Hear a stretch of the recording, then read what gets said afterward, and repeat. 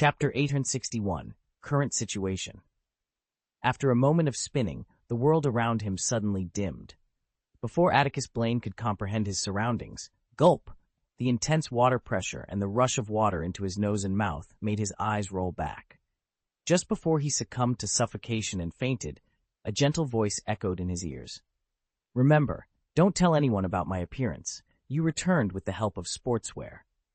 Atticus was still pondering the meaning of this cryptic message when the exhaustion from his recent ordeals and the harsh environment overwhelmed him, causing him to lose consciousness.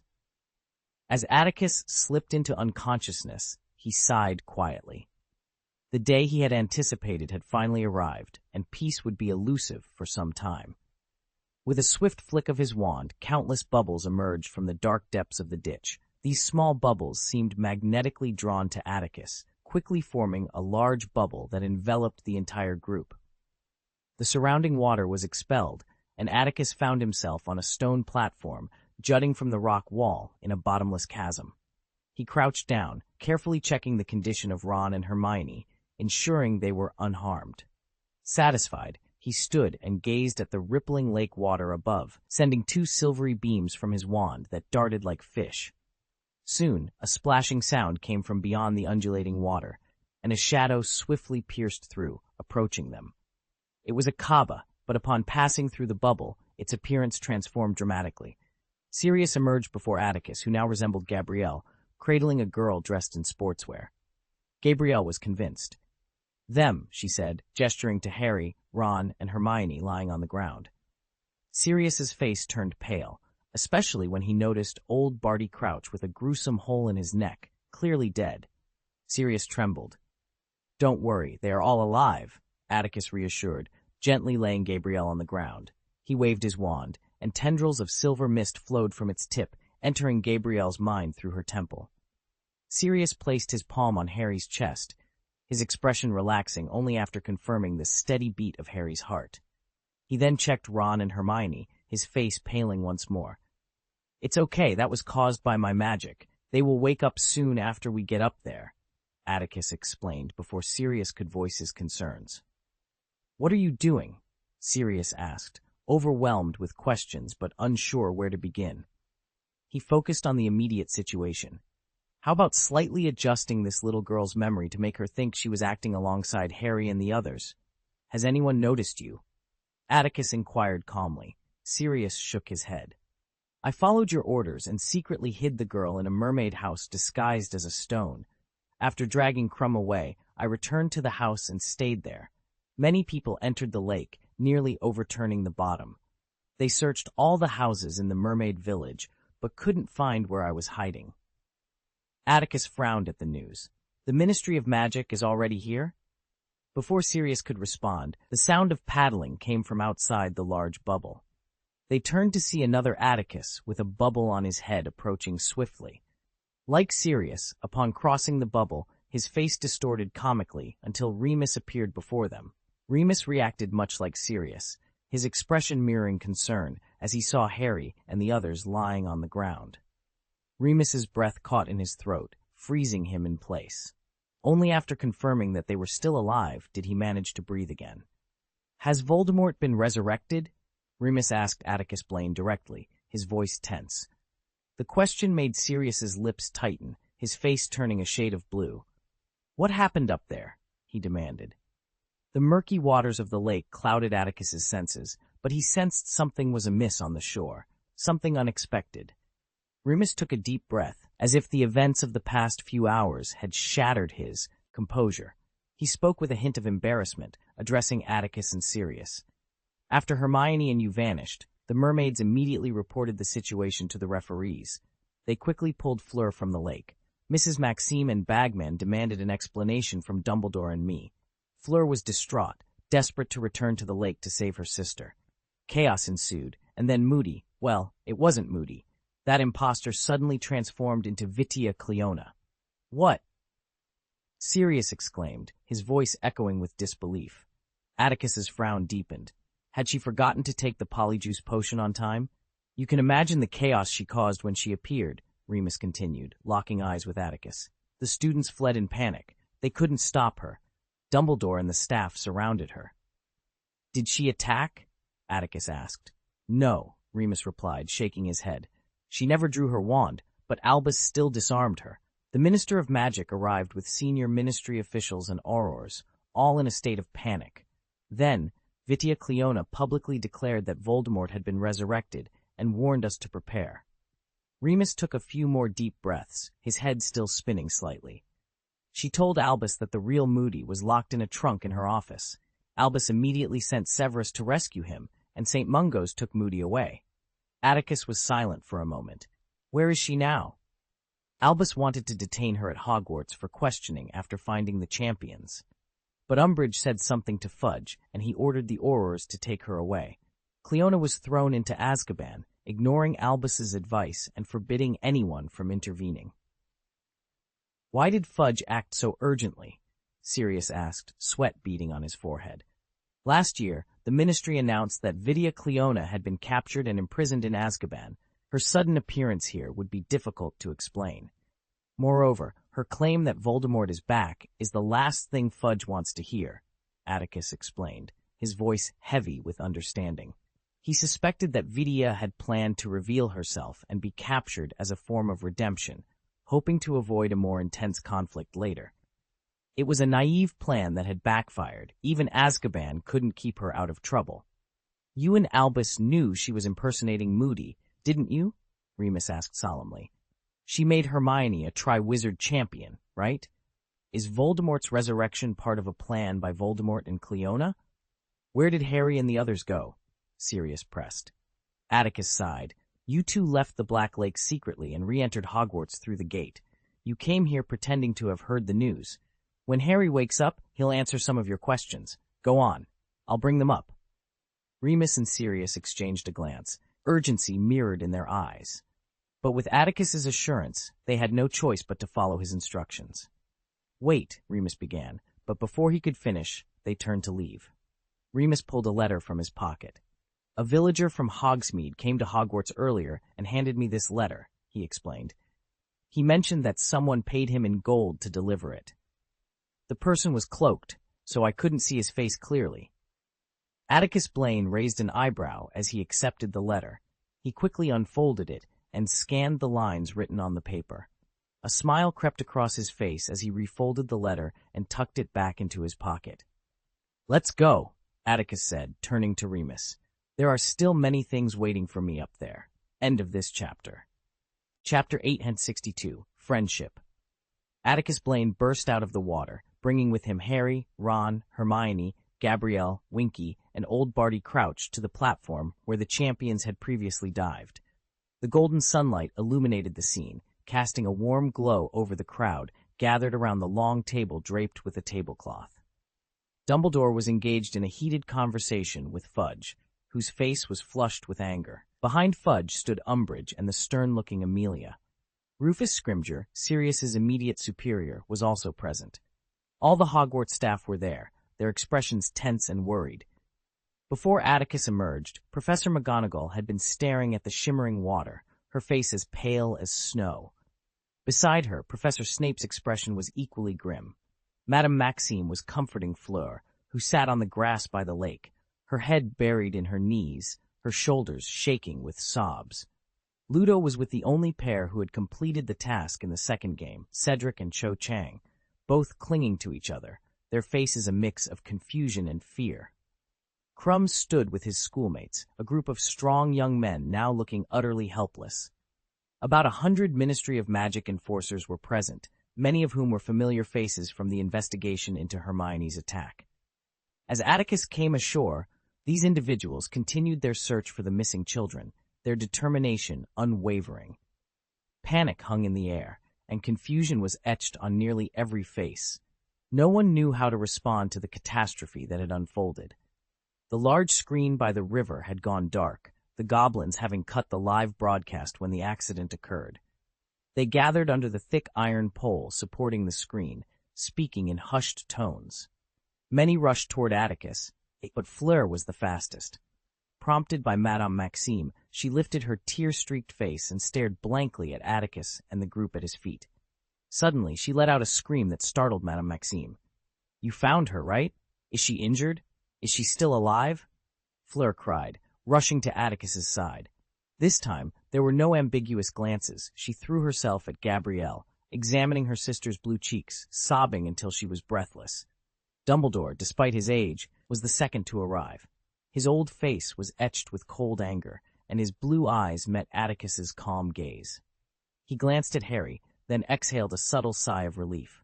However, when his eyes fell on old Barty and Winky, a strong light flickered in his eyes, and he remained silent, asking no questions. You found them. Where's Atticus? Professor McGonagall arrived soon after, her eyes scanning the students on the ground. She saw old Barty and, for a moment, thought she might collapse, but Professor Snape's support kept her steady. Snape's eyes, however, were fixed on Harry, the darkness in them dissipating, replaced by a faint glimmer of despair. Oh my God, you saw it. It's Barty. Fudge's voice cut through the air, sharp and panicked. His face turned crimson as he pointed at old Barty, whose neck bore a shocking wound. His chubby fingers trembled as he stared at the lifeless body, repeatedly exclaiming in disbelief. Oh my God, what the hell is going on, Barty? Everyone in the Ministry of Magic recognized him. They didn't need Fudge to tell them. The officials, including Umbridge, Amelia, and Scrimgeour, stood in stunned silence, grappling with the unfolding chaos. The heads of important departments wore the same look of astonishment. The students of Durmstrang repeatedly confirmed that Atticus Blaine from Hogwarts had not brought their headmaster back.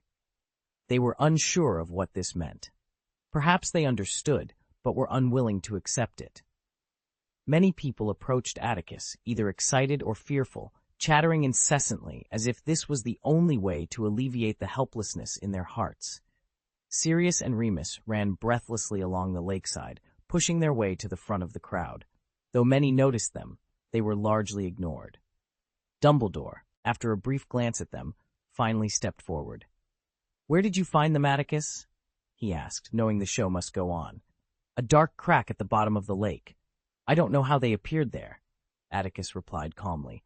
I checked. As you can see, Mr. Barty Crouch is dead, but the others are still alive. Are you sure they're alive, Atticus? Professor McGonagall's voice trembled. Fleur, who had been holding Gabrielle and crying, stopped to listen. I'm sure, Atticus confirmed. He turned to the people on the ground, snapped his fingers, and with a wave of invisible magic, orange light flashed across the chests of their sportswear. A magical pattern of yellow light appeared, and then, hiss! There was a collective gasp as the children's chests rose and fell significantly. Amidst everyone's exclamations, they opened their misty eyes one by one. The dark cemetery contrasted sharply with the sunny, gentle breeze of the Black Lake. The expressions of those who had just recovered were full of confusion. After a few moments of silence, Harry, Ron, and Hermione jumped up from the ground.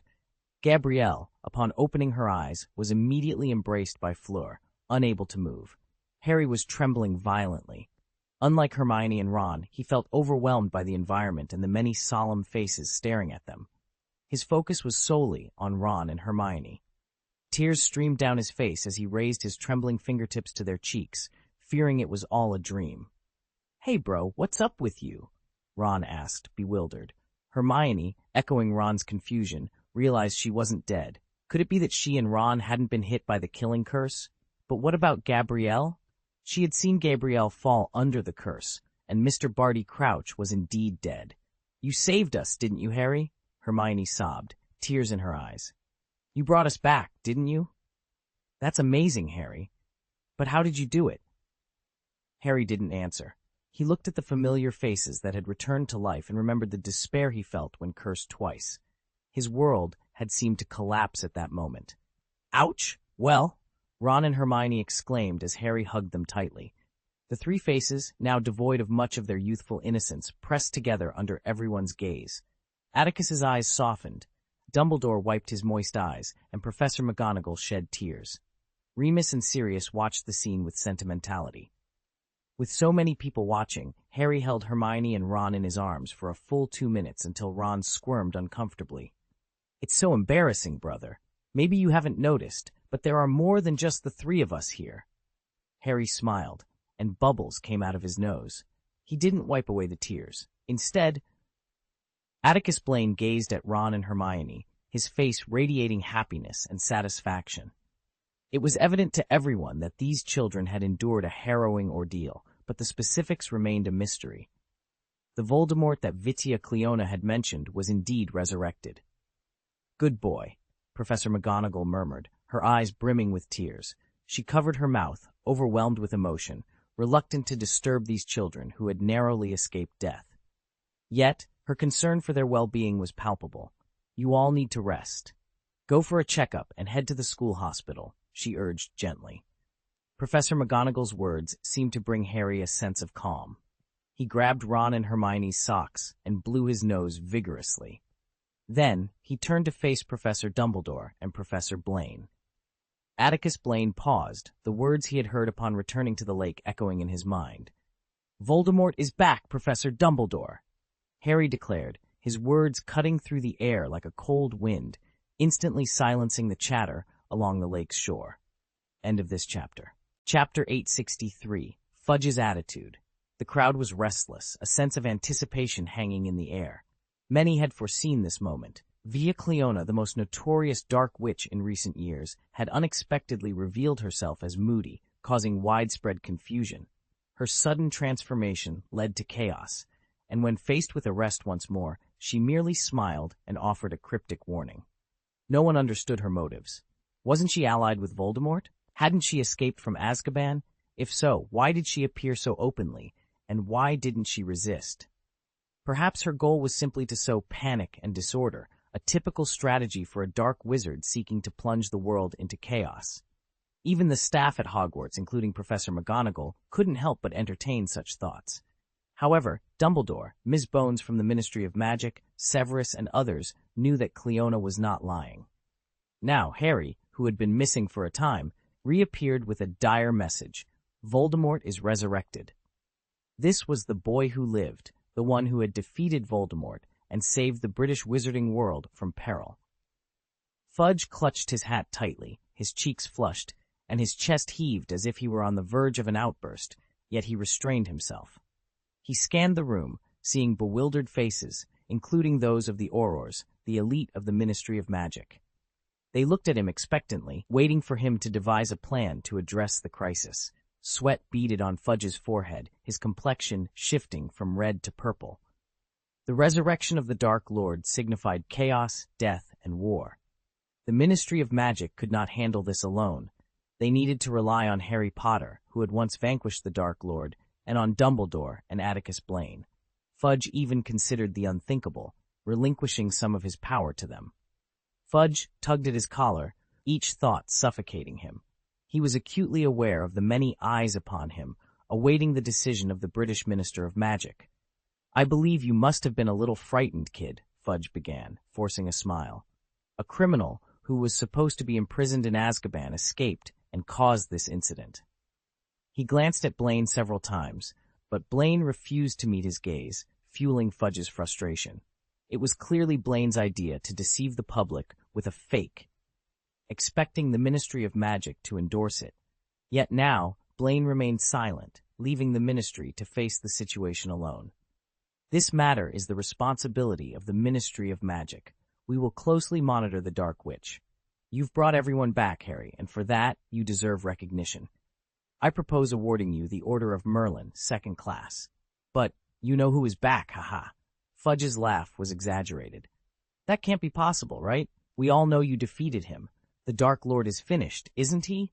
I think Minerva's suggestion is wise. You should go to the hospital for a checkup. It's necessary. You see, I'm already hallucinating." "Connolly," Ms. Bones interjected, her voice tinged with concern and helplessness. However, Fudge turned sharply, displaying the full authority of the Minister of Magic, and glared at Bones with such intensity that she was momentarily speechless. "That's not a hallucination," Harry exclaimed, astonished by Fudge's absurd dismissal. He couldn't comprehend why the Minister of Magic thought he was speaking nonsense. Could Fudge not see old Barty Crouch lying on the ground? "Voldemort is truly resurrected," Harry insisted, his voice rising with frustration. "He was an ugly dwarf at first, and then he used magic. Someone is helping him, Barty Crouch and his son, Barty Crouch Jr." Harry was furious. Fudge didn't understand at all what they had witnessed and endured. Atticus Blaine narrowly escaped, but Fudge dismissed the situation, claiming he was confused. Ah! Barty Crouch Jr. Fudge suddenly laughed, glancing around with a ridiculous expression as if he'd heard a joke. Barty Crouch Jr. is absurd. He died in Azkaban 13 years ago. Potter, I sincerely suggest you visit St. Mungo's Hospital for Magical Maladies and Injuries and stay for a while because you're starting to talk nonsense. In my opinion, you're the one who's confused, Sirius retorted furiously. He rushed to Harry's side, placing a protective arm around his shoulder. Ignoring the fact that Fudge was his superior, Sirius glared at him angrily. You know Harry isn't lying anymore. You know Voldemort has returned, yet you choose to ignore it. You're a complete coward. Sirius, Dumbledore interjected before the livid Fudge could retaliate. He then turned to Atticus Blaine, who, contrary to his usual sharp demeanor, remained calm. Dumbledore's blue eyes flickered with helplessness, but he suppressed the emotion and addressed Fudge. Perhaps we should hear what Harry has experienced before making any judgments, Cornelius. This isn't the place for such discussions. We're in the castle. Come along, Harry, Ron, and Hermione. Dumbledore suddenly became strong and decisive. With a wave of his wand, he conjured several stretchers, instructing Harry and the others to lie down. He also persuaded Fleur to let Gabrielle use a stretcher. As he glanced at the lifeless Barty Crouch Sr., a trace of sadness crossed Dumbledore's aged face, but he quickly composed himself, placing the unconscious Winky atop Barty Sr. and leading them toward the castle. The Ministry of Magic officials awaited Fudge's instructions. Fudge seemed inclined to wash his hands of the situation and leave, unwilling to listen to what he deemed Harry's nonsense. However, Barty Crouch Sr. was still the director of the International Magical Cooperation Department and a senior official at the ministry. Fudge needed to determine the cause of his death. Earlier, due to the appearance of Vidya, all students were confined to the castle, with Filch guarding them in the foyer. As Dumbledore led everyone up the marble stairs, the students gathered in the foyer craned their necks curiously. The return of Harry, Hermione, and the others elicited cheers from the Gryffindor students, but the sight of a man with a gruesome wound on his neck hanging from the edge of a stretcher horrified them. "It's Barty Crouch," Fred whispered to those around him. "Aurors and staff are on guard in the Great Hall." Atticus Blaine instructed the Aurors following them as they ascended the stairs.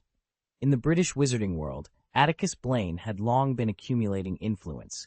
Upon hearing his command, the Aurors instinctively halted and quickly established defenses in the auditorium.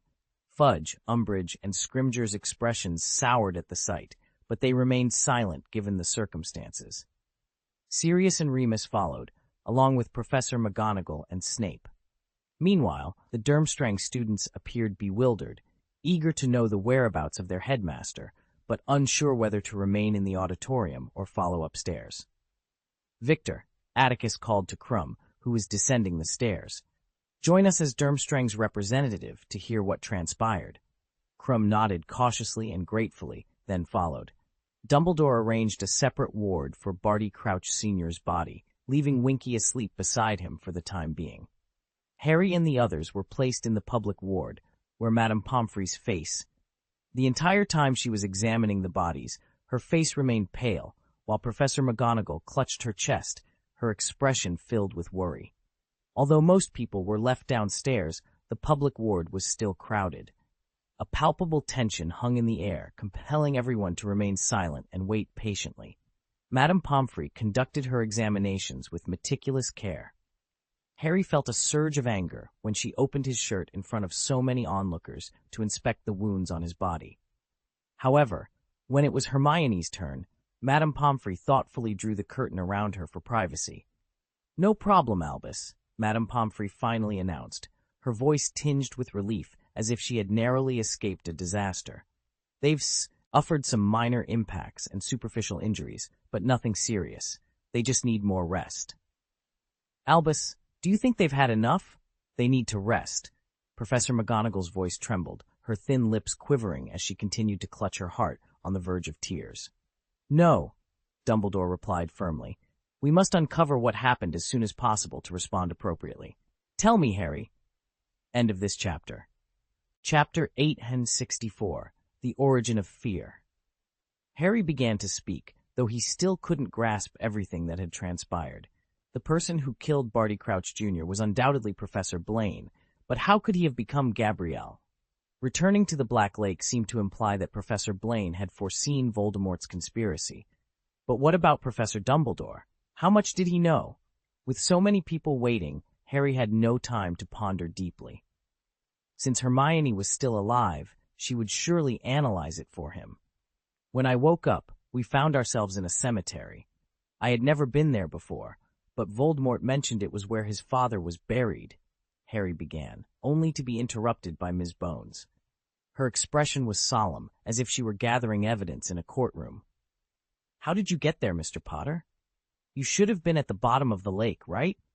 Hogwarts doesn't allow apparition, and there's no flu network at the lake's bottom, Ms. Bones inquired. Fudge, for once, seemed pleased with Bones' questioning, as it aligned with his skepticism towards Harry's story. There was a stone platform, ma'am, Hermione interjected, taking a few deep breaths. It seemed like a portkey, hidden under the lake. I was searching for Harry and Ron at the bottom of the lake when I saw them tied to a post behind a mermaid statue. I swam over, and when I tried to untie them, we were teleported. Absurd, Fudge exclaimed angrily. All portkeys must be authorized by the Ministry of Magic. This is clearly Cleona's doing, Connolly, Dumbledore said.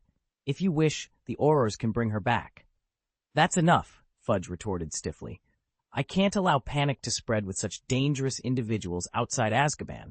Go on, Harry, Sirius urged with some urgency. Harry continued, recounting how they initially thought their appearance in the cemetery was part of a competition test. He mentioned their argument with Karkaroff and their decision to explore the cemetery. Then, a man emerged from the fog holding Rumpelstiltskin.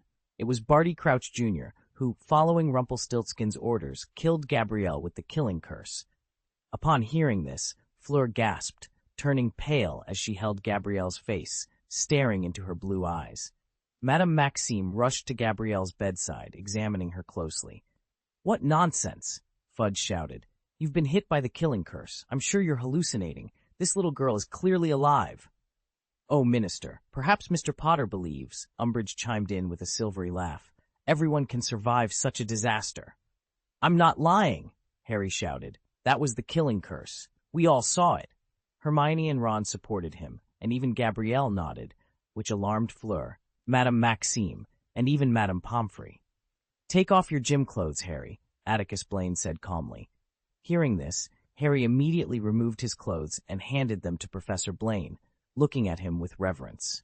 Hermione and Ron's survival depended entirely on these clothes. Blaine's wand emitted a silver light, and a cut appeared in the fabric. He tore open the double-layered material, revealing densely packed, white, sesame-like objects sandwiched between the layers. The eggs of the Billywig, Snape observed, addressing everyone. Atticus nodded. Early in the planning stage of the game, I was contemplating how to protect the warriors during dangerous and intense competitions. Eventually, I devised a way to design a game uniform that could offer some protection. This uniform provides impact protection, granting a one-time immunity against fatal spells, among other features, to help warriors escape perilous situations. I never anticipated that they would be effective here. Judging by Fleur's expression, if there weren't so many people around, she might have rushed over to kiss Atticus Blaine. Ron and Hermione exchanged glances, both recalling the time they were struck by the killing curse. Now, they understood how they had survived. Thank you so much, Atticus, Mrs. Maxey said sincerely. Without your brilliant idea, I wouldn't have known how to explain this to the child's parents. But why didn't you inform me beforehand? Fleur has been complaining that the dress is ugly. If this had been revealed in advance, the warriors might have felt they had something to rely on, which could have prevented them from giving their all in the competition, Atticus explained with a smile. Fudge's face turned gloomy again, and he had nothing to say. Harry continued, stating that he did not exaggerate the pain of his scar after encountering Rumpelstiltskin.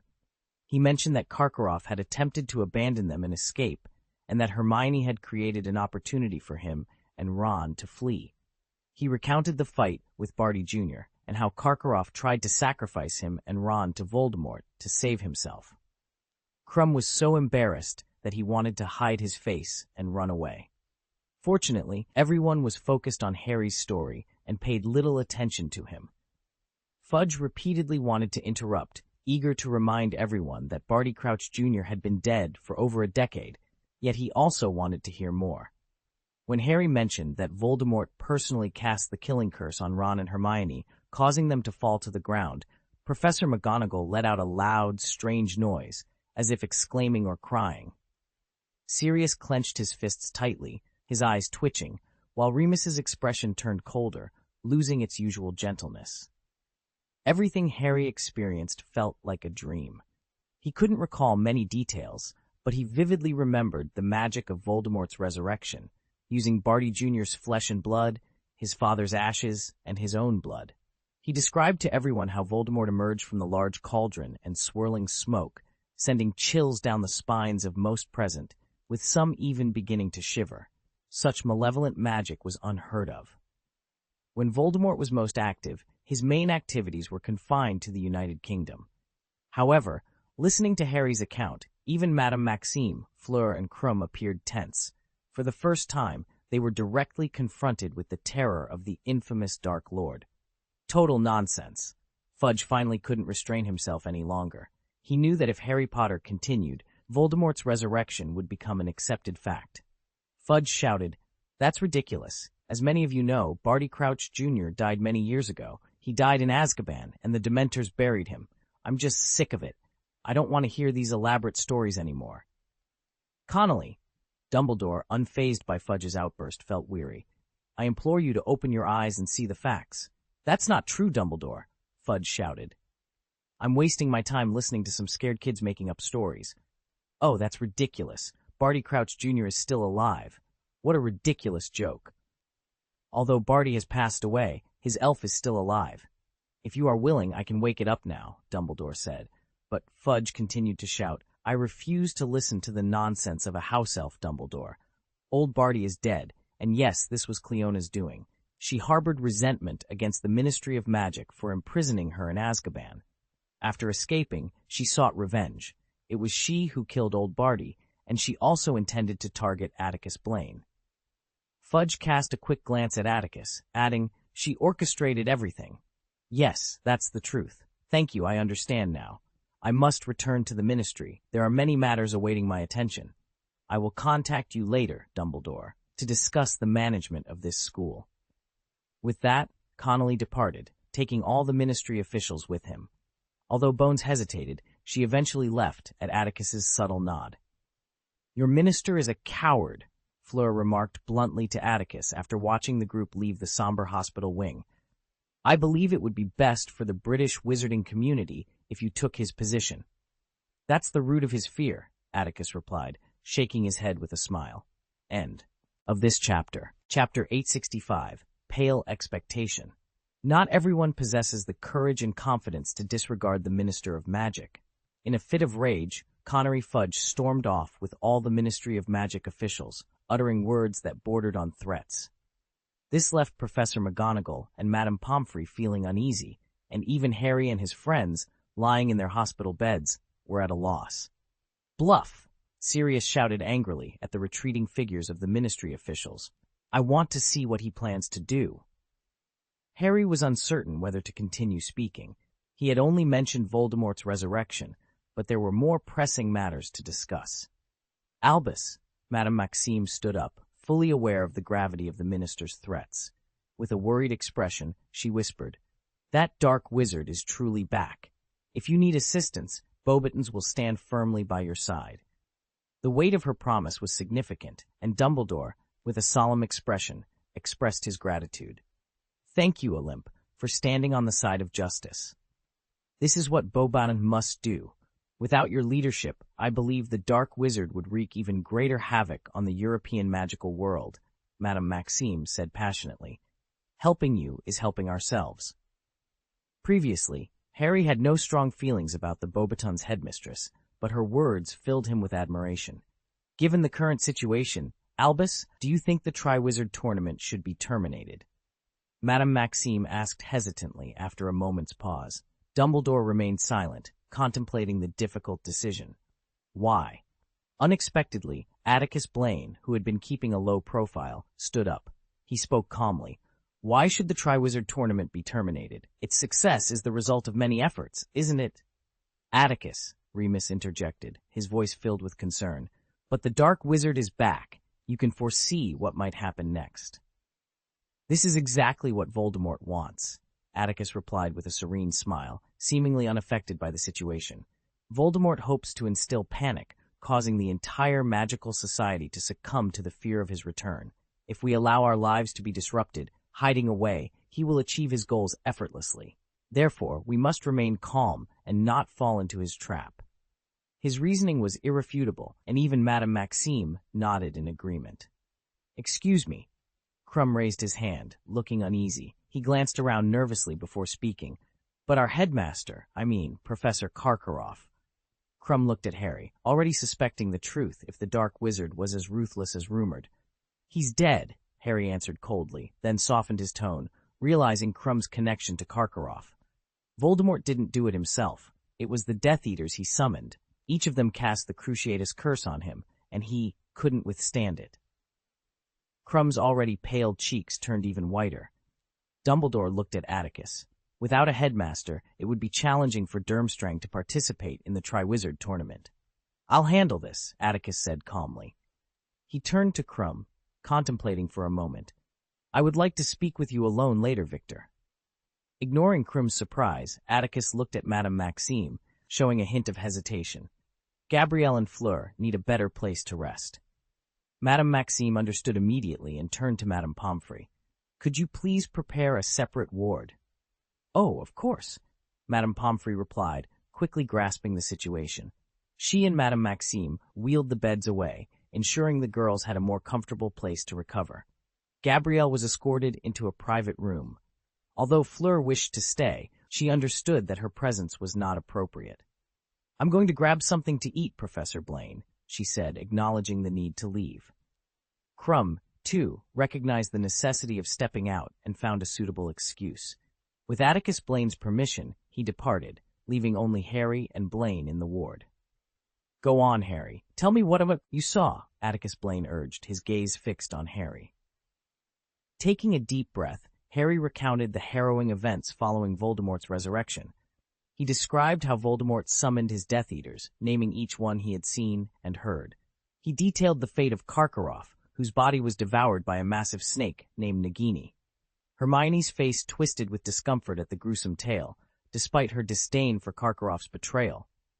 Ron, however, wore an expression of hatred, unable to forget the moment Karkaroff had aimed his wand at him. "It's his own fault," Sirius muttered under his breath. Harry continued, recounting the story of Barty Crouch and his son. He described how Barty Crouch Sr. used magic to tear out his own throat, choosing death over aiding Voldemort or confronting his son. The room fell into a heavy silence. Hermione was taken aback by the revelation that, in his final moments, the once ruthless ministry official had embraced Winky as family. Sirius, who harbored the deepest resentment towards Crouch, found himself reluctantly admiring the man's final act of dignity. Dumbledore closed his eyes, and Harry noticed a flicker of pain cross his face. "Please continue, Harry," Dumbledore said after a moment, his voice calm once more. Harry then recounted his duel with Voldemort. Even now, he could feel the despair and shock of that moment. He had been ready to face death bravely, but when the golden light appeared, the spirits of the old man and Bertha Jorkins emerged from his wand. This gave him hope that Hermione and Ron were still alive. His voice faltered as he described seeing his mother and father. Snape swayed slightly, gripping the bed's railing for support, his face ashen. Sirius and Remus appeared equally lost. "Lily and James," Sirius croaked, his eyes darting between Atticus and Dumbledore. He knew they held the answers. "Why?" he asked. Atticus glanced at Dumbledore, who explained, "It's the priori incantatem effect."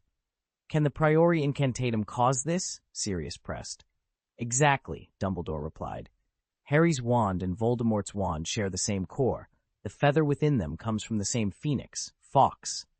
"Fawkes?" Harry echoed, bewildered. He had known his wand shared a core with Voldemort's, as Ollivander had mentioned when he purchased it, but he hadn't realized it was from Fawkes. "Yes," Dumbledore confirmed. 4 years ago, as soon as you left Mr. Ollivander's shop, he wrote to inform me that you had purchased the second wand. Typically, when two such wands meet, they do not attack each other. If forced into a duel, one wand will compel the other to replay spells it has cast, from the most recent to the oldest. So, Harry began, noticing Snape's voice had grown hoarse, his dark eyes filled with a glimmer of hope. He turned to Dumbledore. So, they appeared again as ghosts? No, Severus, Dumbledore replied gravely. It's merely an echo, a mark. Harry, what did these visions do? Harry explained that his parents had helped him during the duel, their presence providing him with the strength he needed. Ron and Hermione were confirmed to be alive. They informed Harry that Winky could help him escape, and then they surrounded Voldemort to buy him some time. Severus, Sirius, and Remus, perhaps for the first time, found themselves united in purpose despite their past animosities. Sirius covered his face, obscuring his expression, but Harry noticed Remus's fists were clenched so tightly that his nails dug into his palms, and his body trembled with tension. Snape, meanwhile, avoided meeting anyone's gaze, instead staring oddly at the white ceiling above. Harry was consumed with anger, suspecting that Snape might be smirking. Then came the moment of return. Winky had been knocked unconscious by Barty Crouch Jr., and Harry turned to see Professor Atticus Blaine blinking at him. Taking a deep breath, Harry recounted, I thought I couldn't make it back, but then the tracksuit glowed, and we were brought back. End of this chapter. Chapter A66, The End of Disputes. Harry's story had concluded, yet one crucial detail remained unspoken, the fate of Barty Crouch Jr. He met his end at the hands of Professor Blaine. However, to mention this, one must explain why Professor Blaine was present at the scene. Both Remus and Sirius glanced at Atticus Blaine, either intentionally or unintentionally. They were aware that he had intervened in the events through Fleur's sister, witnessing everything Harry had seen. Yet, throughout the narrative, Atticus had remained passive, seemingly ignoring Voldemort's resurrection. There was undoubtedly key information that had not been disclosed, but given the current circumstances, they were uncertain if it was appropriate to inquire further. As you can see, Fudge in the Ministry's stance. In the public ward, where silence reigned, Dumbledore spoke once more. Although we anticipated this, the Ministry of Magic's inaction has undoubtedly altered the entire situation. We cannot sit idly by and await our demise. We must take the initiative to curb Voldemort's actions. Minerva. Dumbledore's gaze was intense as he turned to Professor McGonagall. Could you please go to Hagrid's and ask him to meet me in my office? I have a task for him. Professor McGonagall glanced at Harry, Ron, and Hermione, who lay on the hospital bed, then nodded and hurriedly departed. Sirius, I need you to leave immediately. Inform Arabella Figg, Mundungus Fletcher, those old allies. You can take them to your ancestral home first, and then I will meet with them personally. Sirius glanced at Atticus, hoping for some clarification on the matters that puzzled him. You go ahead, Sirius. We will discuss everything when the time is right, Atticus assured him. Sirius nodded, casting a reluctant look at Harry. At that moment, he wished to stay with his godson, and Harry's eyes mirrored the same sentiment. I'll be back soon. But with war looming, early preparation meant fewer sacrifices. Sirius understood the importance of his mission. He was about to leave, but hesitated, stepping back. What about the Longbottoms, he asked. The school hospital had transformed into a command post on the battlefield. Dumbledore was issuing orders, and the tense, solemn atmosphere affected everyone. Hermione, perched on the hospital bed, listened intently to Dumbledore's directives, instinctively analyzing his intentions. When she heard the Longbottoms' names, she trembled and blinked. It was truly unfortunate. After more than a decade of confusion due to their fight against Voldemort, they had finally regained consciousness, only to face Voldemort's return. Hermione thought Dumbledore might spare the Longbottoms, given their past sacrifices, but deliver the news to Frank and Alice, and let them decide for themselves. Additionally, I hope you inform Arthur and Kingsley. They are well informed and will hear the news sooner or later. Any reliable individuals in the ministry should be brought in. This was no easy task, and Sirius would undoubtedly face challenges within the ministry. Yet, he nodded lightly, turned, and left without complaint. Harry found it odd. He expected Dumbledore to give Remus some orders, and indeed, Dumbledore seemed to intend to do so. But when he looked at Remus, he hesitated, then shifted his gaze past him, focusing on Professor Snape. "Severus," Dumbledore said softly, "you know what I'm going to ask of you if you're willing, if you're ready." "No problem," Snape replied. His face appeared paler than usual, and a strange light flickered in his cold black eyes. He didn't linger, heading outside to follow Sirius, but someone stopped him. It was Professor? The chill that swept through the public ward momentarily caused Harry, Ron, and Hermione to hold their breath. Dumbledore, however, appeared unfazed, merely stroking his beard with a resigned air, while Snape remained composed. "Ready to sacrifice everything, Headmaster Dumbledore?" Atticus Blaine asked, his voice laced with cold sarcasm, reminiscent of the moment Snape had led Harry. Dumbledore lowered his gaze, replying, "The only person I wish and have the right to sacrifice is myself, Atticus. Beyond that, I do not wish to see any of our people perish." Atticus was about to respond, but Professor Snape interjected. He regarded the young man before him, once in need of his protection, now grown into a formidable presence. A rare warmth flickered at the corners of Snape's mouth, almost making Harry question his senses. "This is my choice, Atticus." "Your choice?" Atticus's eyes were steady and resolute as he turned to Dumbledore.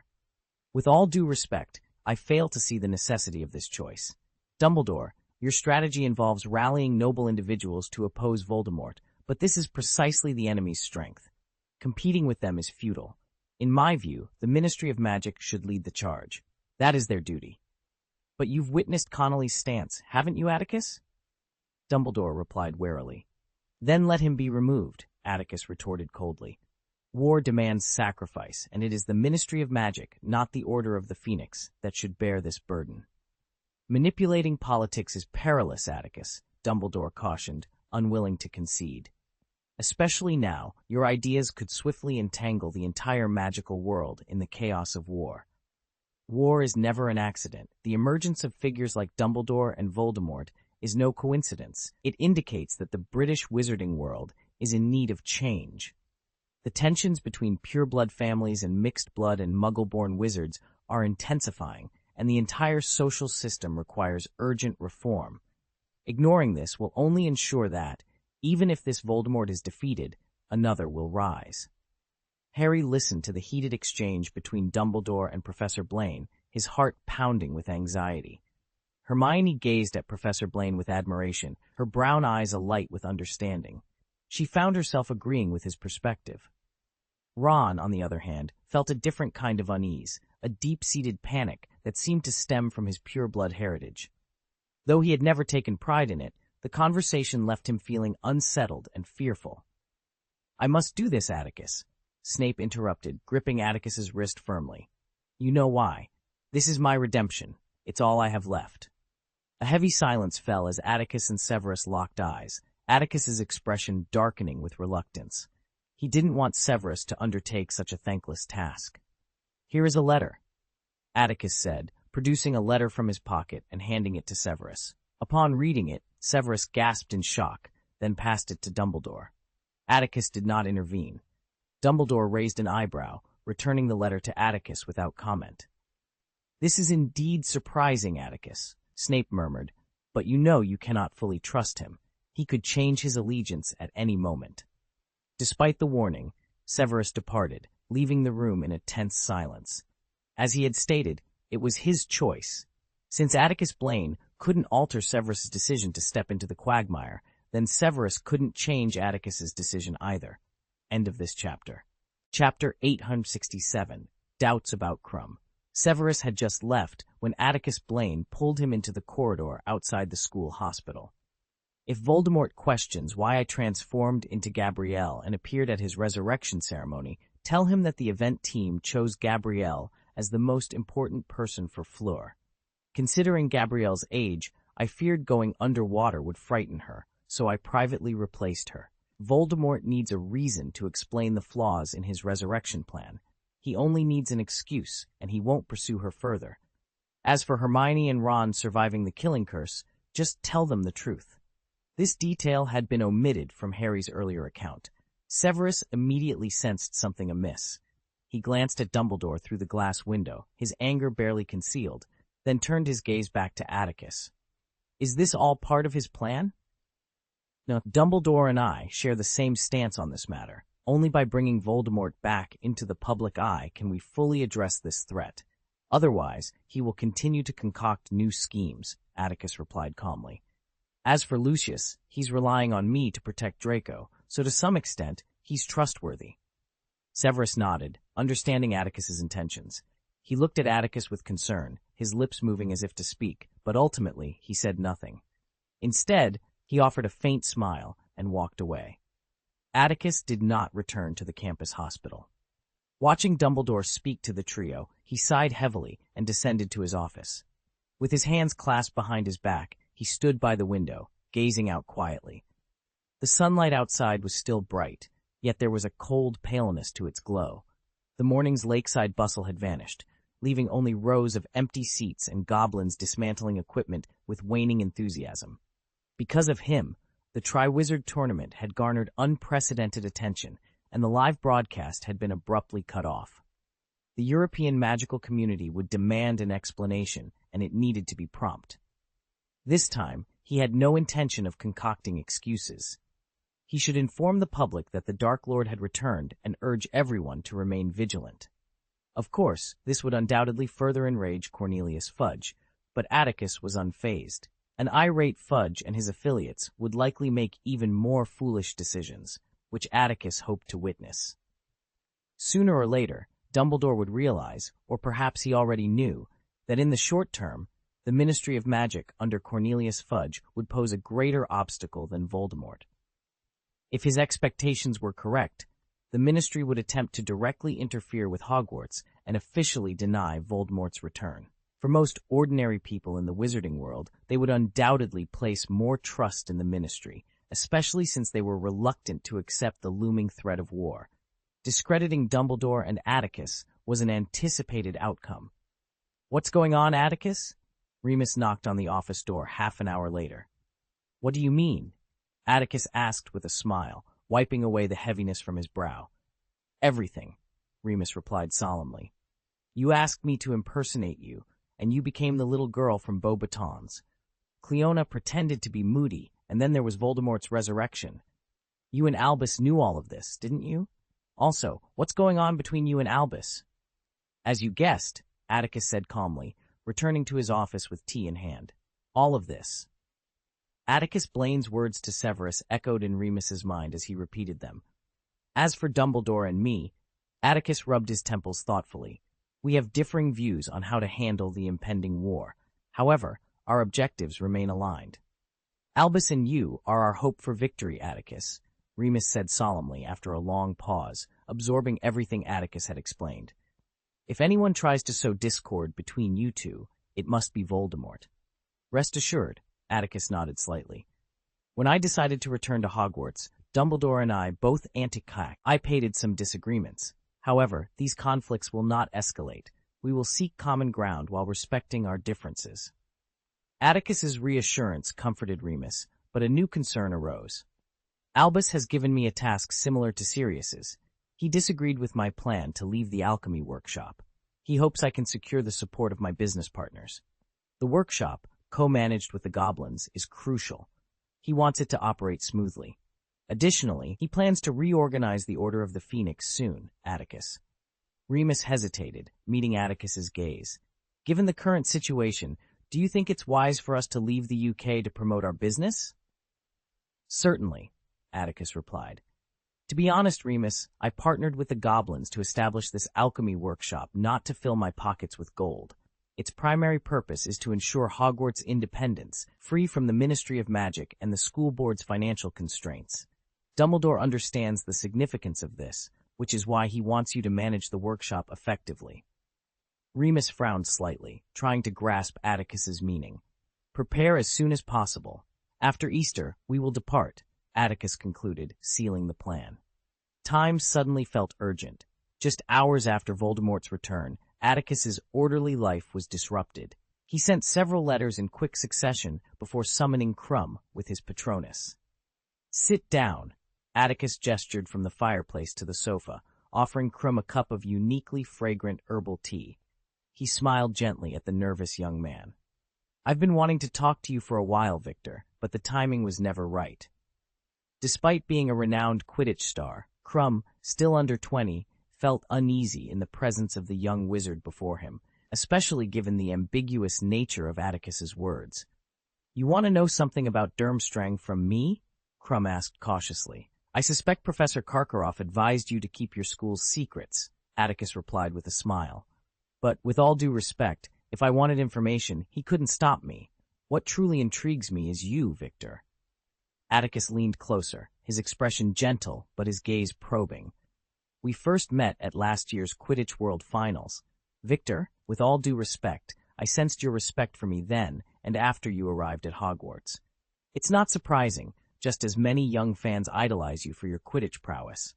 As a Durmstrang student focused on strength, it's natural you might admire my magic. But I'm curious. Lately, I've noticed a change. You seem apprehensive or distant around me. Did Karkaroff share something with you? Are you really going to share sensitive information about me? Atticus Blaine asked with a playful tone, looking at Crumb, who had his head lowered. Oh, come on. It's just a casual chat between friends. If you feel I'm not trustworthy, there's no need to tell me anything, he added with a light-hearted chuckle. End of this chapter.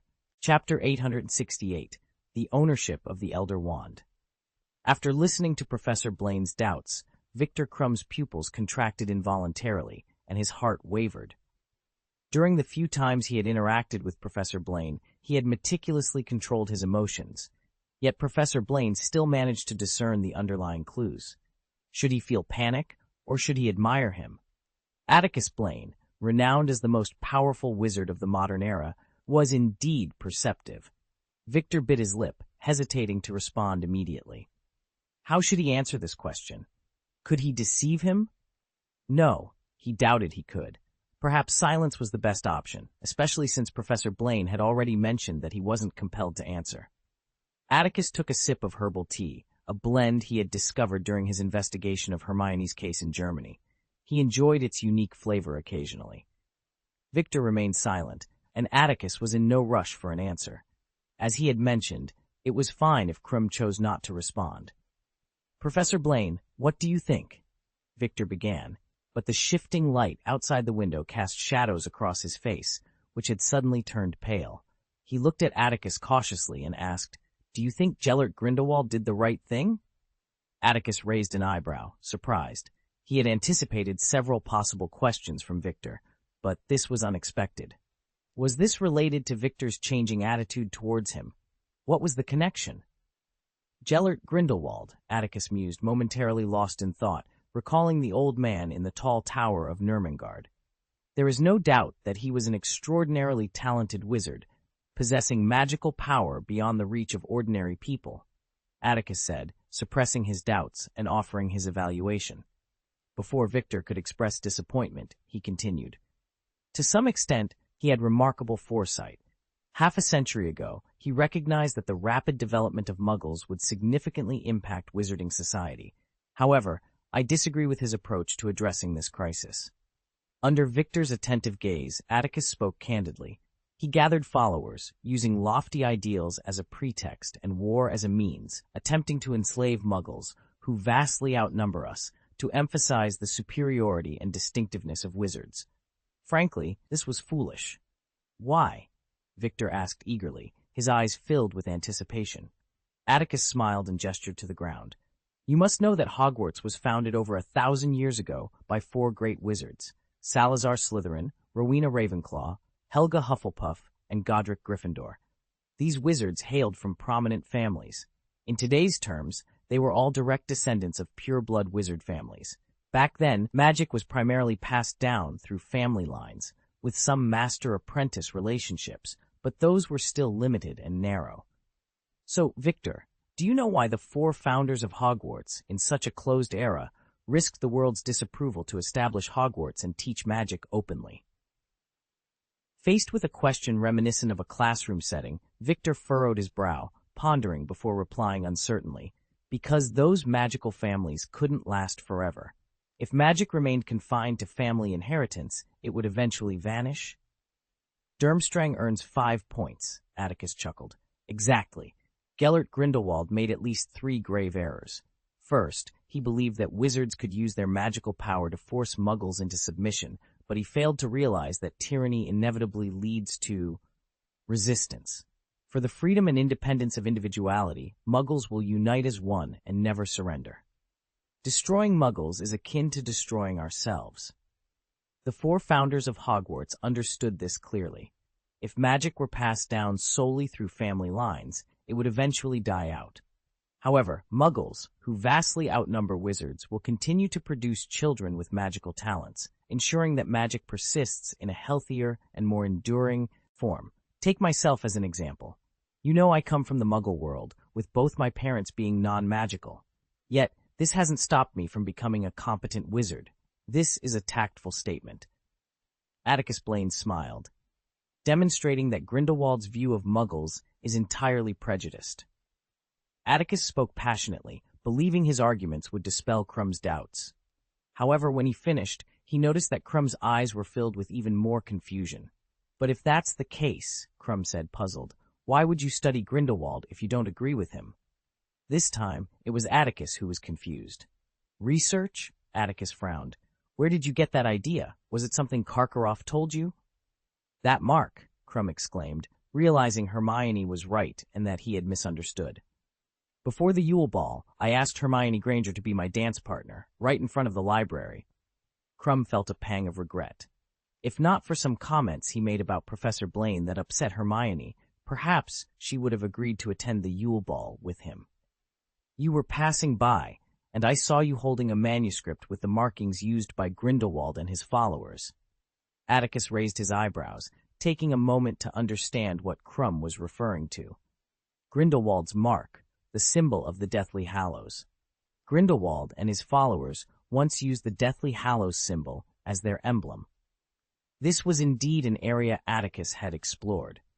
He investigated the Deathly Hallows after learning from Helga Hufflepuff's memory that it was the key to the Death Door he had seen in the underground secret realm of Azkaban.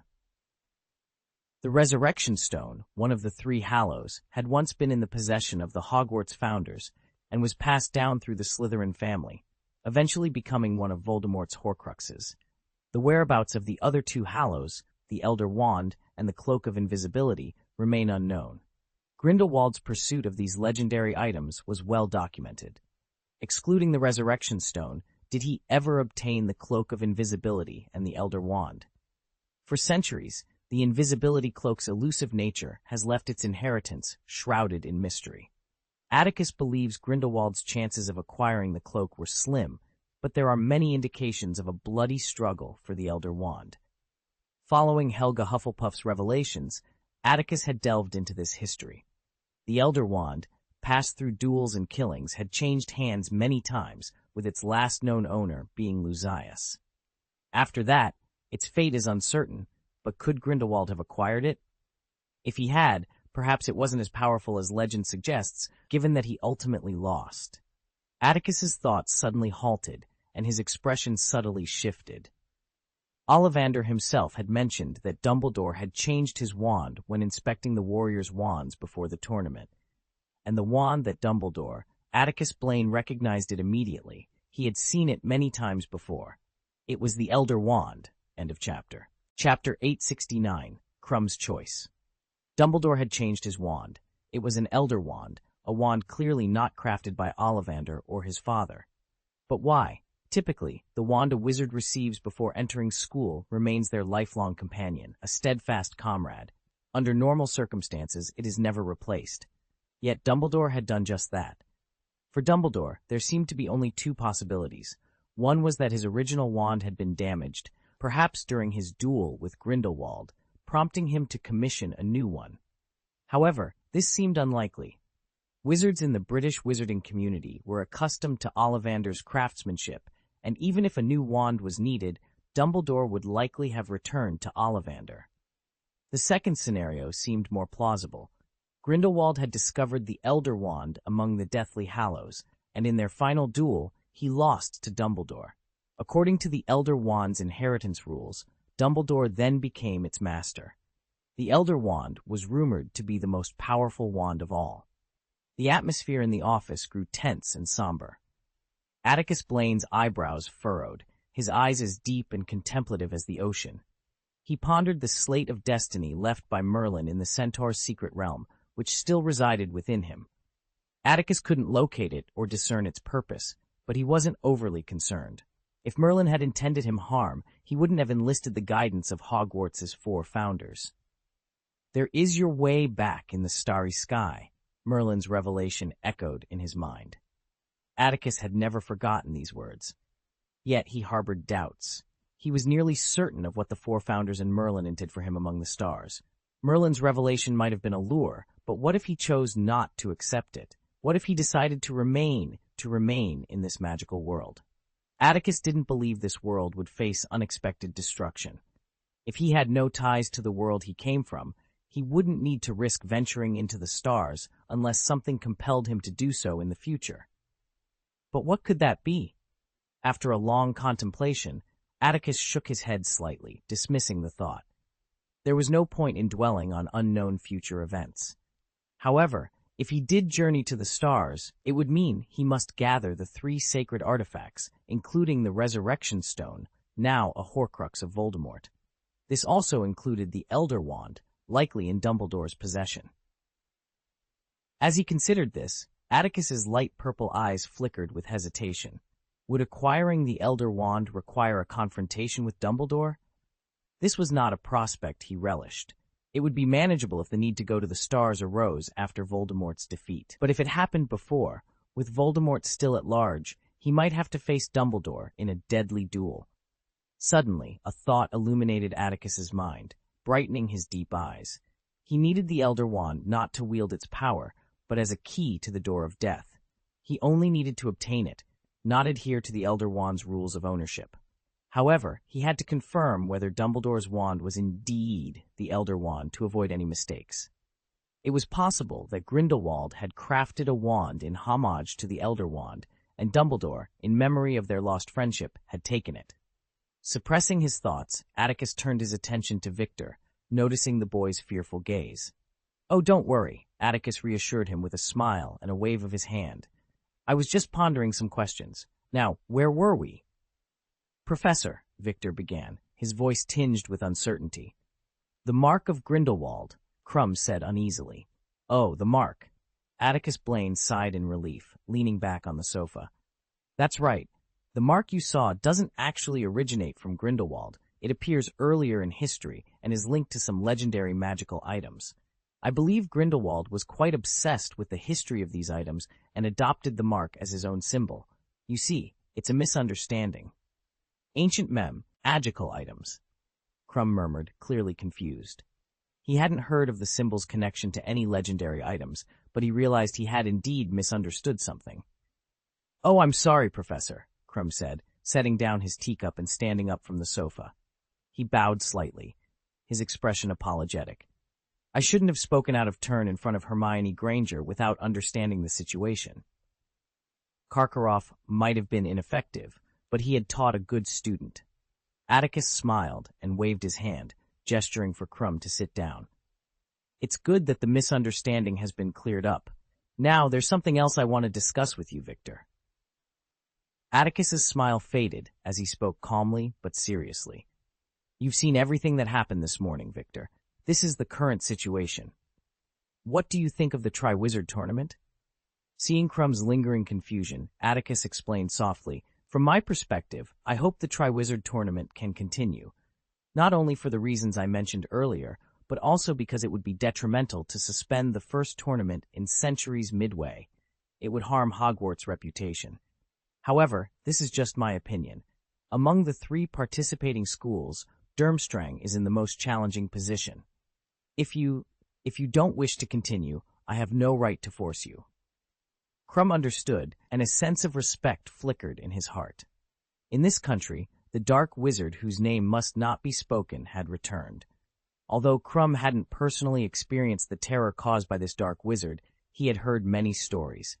He understood what the return of such a figure meant for the country. War was imminent, and Atticus Blaine would undoubtedly lead the resistance among wizards who refused to live under tyranny. Despite being entangled with numerous responsibilities, Atticus had taken the time to ask Crumb, as an equal, whether he wished to continue participating in the Triwizard Tournament, even if the answer might not align with his hopes. But Crumb's brows soon furrowed again, and he hesitated, his eyes darkening. "Professor Karkaroff, really," Crumb began. "I trust Harry not to lie," Atticus said in a low tone. "Furthermore, if you know anything about Professor Karkaroff's past and Voldemort, you should understand that it's impossible for Karkaroff to gain Voldemort's forgiveness." Crumb nodded heavily, then fell silent once more. Atticus didn't rush him. He simply waited patiently. "But even if we want to continue, Professor Blaine, Durmstrang has lost its headmaster, and we don't know how to proceed." Crumb hesitated. "The competition has also lost a referee for the time being." "You don't need to worry about that, Victor," Atticus said calmly. "I've already started addressing this before you arrived. I've found a new headmaster for Durmstrang. Of course, I need to interview him to ensure this can happen, but I'm confident he will agree." "A new headmaster for Durmstrang?" Crumb was a bit dazed. He knew that Professor Blaine held great prestige in the European wizarding community, but arranging a headmaster for another magical school with the same status as Hogwarts was quite an achievement. The student safety office at Hogwarts was unusually quiet. "Where is the director?" Victor Crumb wondered silently, though he kept his doubts to himself. Deep down, he hoped the competition would continue. It felt like a thrilling Quidditch match abruptly halted midway, unacceptable to both the audience and the players. Ultimately, Crumb agreed to the plan. As he prepared to leave, the somber expression he wore softened slightly, and he offered a reserved smile to Atticus Blaine. "I will tell people the truth, Professor Blaine. Even if your Minister of Magic refuses to believe that the Dark Wizard has returned, I am convinced this is the reality." "Thank you very much for your trust, Victor, and I wish you success in your third competition," Atticus replied with a smile, momentarily taken aback by Crumb's words.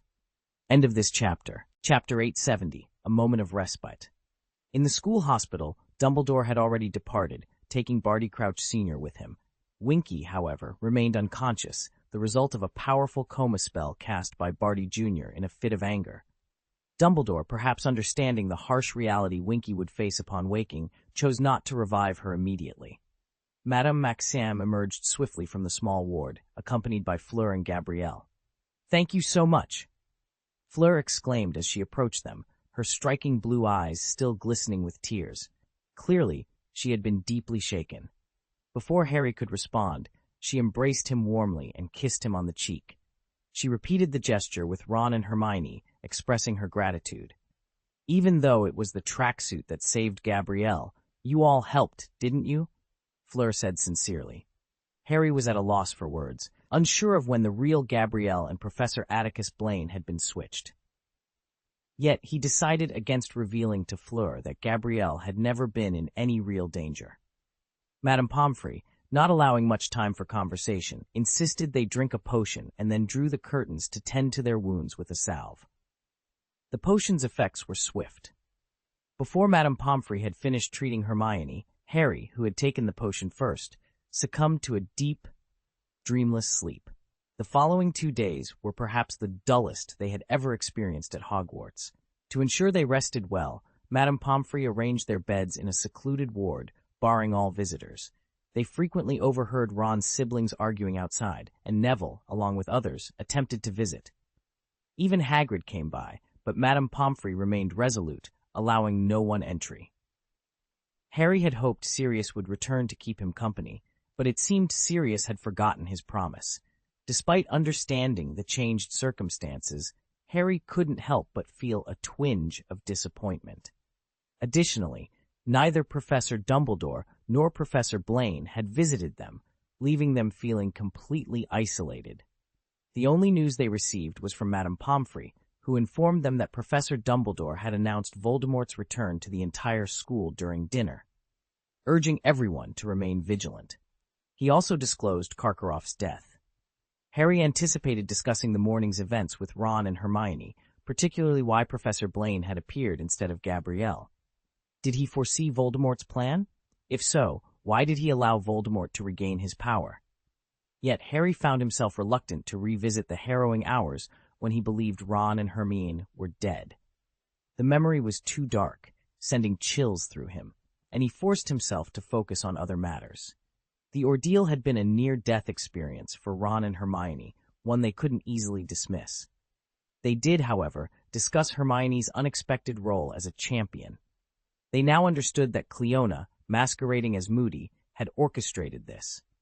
Harry had learned from Voldemort himself that Cleona had seen Hermione fiercely protecting him during the Quidditch final. Recognizing her potential, Cleona suggested to Voldemort that Hermione become a champion, creating an opportunity to lure Harry away from Hogwarts. The fog could also be used to confuse Professor Dumbledore and Professor Blaine. If they plan to continue the Triwizard Tournament, how will they calculate the results of the second task? Ron asked, frowning as he looked at Hermione. Except for Cedric, no one completed the task. If they only give Cedric a score and everyone else gets 0, then Cedric would win by default, right? Unless they announce a redo of the second task, perhaps in a different event, Hermione suggested. Harry scratched his arm, noting that the wound he had suffered from Barty had completely healed, leaving no scar. However, the newly healed skin itched slightly. "There's not enough time," Hermione said, her dark eyelashes fluttering. According to the schedule, the third task is in June, but it's already March. They'd need to redesign new challenges and mobilize resources. This would affect the third task and everyone involved. The school, including the Ministry of Magic, has become a laughingstock. "Ministry of Magic," Harry muttered, his expression darkening. He couldn't forget Cornelius Fudge's absurd reaction that day, nor the tense confrontation between Professor Dumbledore and Professor Blaine in the school hospital. Have they not made enough of a joke of themselves? The sound of footsteps outside the door interrupted Hermione's reply. The door opened, and Professor McGonagall entered with a smile. Her news made the 3 students, who were growing restless in the school hospital, cheer with relief. "I thought they were going to keep us locked up until Easter," Ron exclaimed as they packed their things. The trio left the hospital, almost as if they were escaping. They returned to the common room happily, with Ron shouting excitedly. Harry couldn't wait to get back to the dormitory and see his classmates, but as they rushed towards Gryffindor Tower and rounded a corner, Hermione suddenly stopped and gasped. "Oh no, it's a school day." "Don't tell me you're going to class, Hermione," Ron said in surprise. "But today is Friday," Hermione replied. "Professor Blaine's PE class." Harry, who had been showing signs of reluctance, was momentarily stunned. If it were any other class, he wouldn't mind skipping it. After the recent horrors and being cooped up in the hospital, he was eager for freedom. They had planned to change clothes in the dormitory and then visit Hagrid to catch up on the latest news. But Professor Blaine's physical education class was different. After experiencing Voldemort's resurrection in that eerie cemetery, they understood the importance of practical training. The likelihood of facing such dangers in the future was only increasing. Ron shrugged. "All right, I'll change my clothes first, then head to the Quidditch pitch for some exercise. After class, we'll go to Hagrid's together." To be honest, it was always a bit of a struggle for Harry to leave Ron behind during PE class. However, Professor Blaine, who was usually easygoing, was firm on this matter, and they couldn't sway his decision. Professor Blaine had killed Barty Crouch Jr. in front of Voldemort. Among the many memories of the past few days, this was the most satisfying for Harry. Yet, even he hadn't realized how calmly he could now think about killing and death. "I hope Professor Dumbledore and Professor Blaine have reconciled," Hermione said, her delicate brow furrowed with worry as they walked to class. "They shouldn't be at odds, right? Their goal is to resist the Dark Lord. They just have different approaches. Oh, I'm not too surprised by this kind of disagreement. Wizards, like them, always have their own unique style. However, I believe Professor Bray-On is correct. The Ministry of Magic must take responsibility and cannot simply leave matters unattended. If Professor Dumbledore relies solely on Sirius and the others to confront the mysterious figure, it will undoubtedly be a daunting task." After a moment of hesitation, Harry nodded in agreement. He and Hermione quickly navigated through a long, narrow corridor, turned a corner, and were about to ascend the stairs when they suddenly stopped in their tracks. There, on the platform between the staircases, stood a group of Slytherin wizards, all eyes fixed on Draco Malfoy. End of this chapter. Chapter 871, The Second Generation. The Slytherin students participating in the physical education class stood on the stairs, with Draco Malfoy at the top. Beside him were Pansy, Astoria, Daphne, Millicent, Nott, Blaise, and others. As they stood there, they noticed Harry and Hermione, who had been absent from school for several days. Almost everyone wore expressions of indifference. It was a pity that Crabbe and Goyle, those two fools, weren't present. Otherwise, the group would have been complete. Hermione's breath caught for a moment before she regained her composure. She remained silent, her right hand's fingers curling unnaturally, ready to grasp her wand at any moment. Her pure brown eyes were filled with hostility. Apart from Professor Atticus Blaine, who had first-hand experience, Hermione, Ron, and Professor Dumbledore were among the few who knew the full details of what had transpired that morning. Harry had recounted everything he had heard and seen, including the names of the Death Eaters present at Voldemort's resurrection ceremony. In the days that followed, Harry had discussed with them whether Professor Dumbledore would act on the list he provided and send all the ruthless and stubborn Death Eaters to Azkaban. Ron, with conviction, swore that Professor Dumbledore and Professor Blaine would certainly take action, and Hermione cautiously agreed. But now, it seemed they were mistaken. The two legendary wizards, in whom they had placed their hopes, had not taken any action. Otherwise, these Slytherin students would not have been so composed upon seeing them. "Step aside," Harry said, his face expressionless, though inwardly he marveled at his own calmness. Just days ago, he had nearly died at the hands of the fathers of the group before him and their father's master. Yet, facing Malfoy and his clique, Harry found he wasn't as angry as he might have expected. Pansy, who was infatuated with Malfoy, twitched her nose, ready to speak. But before she could, she glanced sideways at Malfoy and chose to remain silent. "Congratulations on surviving another disaster, Potter," Malfoy said. He seemed different from before, lacking his usual sarcastic demeanor. He looked down at Harry, his words sharp, but his tone calm. Hermione's surprised expression showed her confusion at Malfoy's behavior. Harry, however, wasn't as surprised and could vaguely understand Malfoy's demeanor. Of course, Harry couldn't apologize to Malfoy. He nodded and replied calmly, "I'm quite adept at slipping away from Voldemort." Few were immune to the name Voldemort. Almost all children from magical families, in their innocent childhoods, had faced near-hysterical reprimands from their parents for uttering the name casually, instilling a deep-seated fear of those three syllables. The Slytherin students shuddered involuntarily, as did Draco. He shivered twice, his expression sour, but he said nothing. Pursing his lips, he turned away, saying, "Let's go," and led the Slytherin students upstairs. "What's going on, Harry?"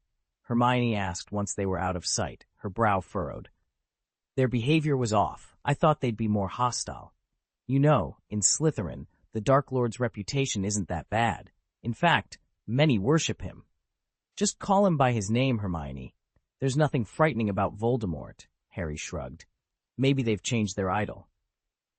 As expected, Harry's appearance in the physical education classroom caused quite a stir.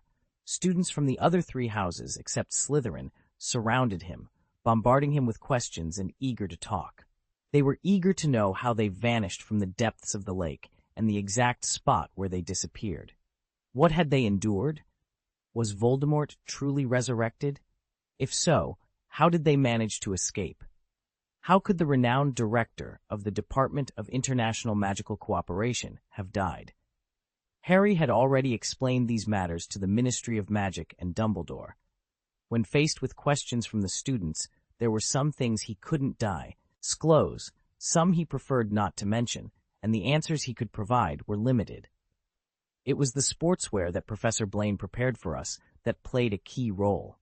"Everyone, it was those clothes that saved us," Harry said, trying to deflect the inquiries. Another reason he was reluctant to elaborate was that few students seemed willing to believe that the mysterious figures had returned, even if Dumbledore himself had told them. "In the past few days, the Daily Prophet hasn't mentioned a word about this," he added. Seeing Harry's obvious impatience, the crowd gradually dispersed, leaving only the Gryffindor students around him. Neville spoke in a serious tone. Perhaps you can see that most people don't really believe this, Harry. People don't want to face the terrifying reality of the Dark Lord's return to the magical world. Moreover, the Ministry of Magic hasn't issued an official statement. For most people, including me, the Ministry of Magic is the most authoritative source. But you believe it, don't you, Neville? Hermione asked, her tone confident. Oh, of course, Neville replied firmly. I know you wouldn't joke about this, and neither would Dumbledore. Also, although Professor Blaine hasn't made a public statement, when someone asked him in the castle, he confirmed it. Professor Atticus Blaine entered the room, his usual gentle smile on his face. He didn't pay much attention to Harry and Hermione, who were present in his class. It was a typical session, where they continued to practice team breakouts in Professor Blaine's spiritual world. Compared to the beginning, their performance had undoubtedly improved. Whether it was a siege or a breakout, there was something remarkable about it, and each had developed a unique style. A sense of contrast permeated the course, a feeling shared by both Harry and Hermione. They were young wizards who had witnessed Voldemort's resurrection ceremony. They knew the Dark Lord had indeed returned to the magical world, and everything would change. Yet, paradoxically, it seemed as though nothing had changed much. With this strange feeling lingering, today's physical education class concluded. Ron was waiting for them, so Harry and Hermione didn't linger in class. They had plenty of time to discuss Voldemort's resurrection with their close friends. Professor Blaine, Draco Malfoy called out as Atticus was packing his things, preparing to leave the classroom. Atticus looked up at Draco and noticed that it wasn't just Draco. The Slytherin students all had something to say. They gazed at him with intense eyes, as if suppressing some emotion. "What's wrong, Draco?" Atticus asked with a smile, leaving his packed notes aside. "Do you have any questions you need me to answer?" "Well, it's not that, Professor," Draco began, slowly approaching Atticus. He appeared a bit nervous, his fists clenched tightly within his sleeves. Behind him, Millicent, Knott, and others watched with strong, cold eyes, driving out the remaining students in the classroom. After Millicent closed the door heavily, Draco quickly approached Professor Blaine, who was leaning casually on the podium, observing them with a faint smile. Draco wasn't the only one feeling nervous. Atticus Blaine sensed the solemnity and tension etched on the faces of the remaining Slytherin students. It was as if they were driven by a sense of sacred duty. "The Dark Lord has truly returned, hasn't he, Professor Blaine?" Draco began, his voice tinged with apprehension. "Professor Dumbledore has informed you, hasn't he? The headmaster of Durmstrang and Barty Crouch from the Ministry of Magic sacrificed their lives to send a warning to everyone.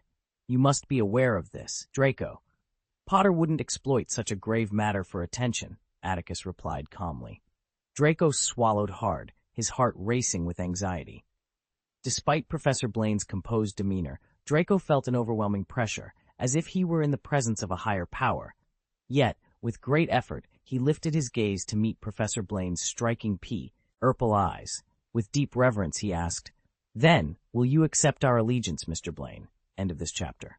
Chapter 872, Little Dreamer. "Will you accept our allegiance, Mr. Blaine?"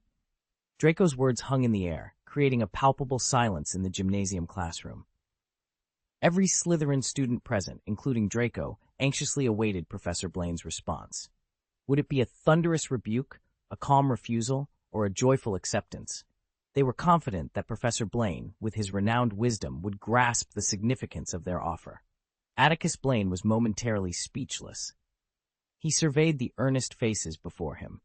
The youngest among them was Astoria, a mere second-year student, while the others were still a few years shy of adulthood.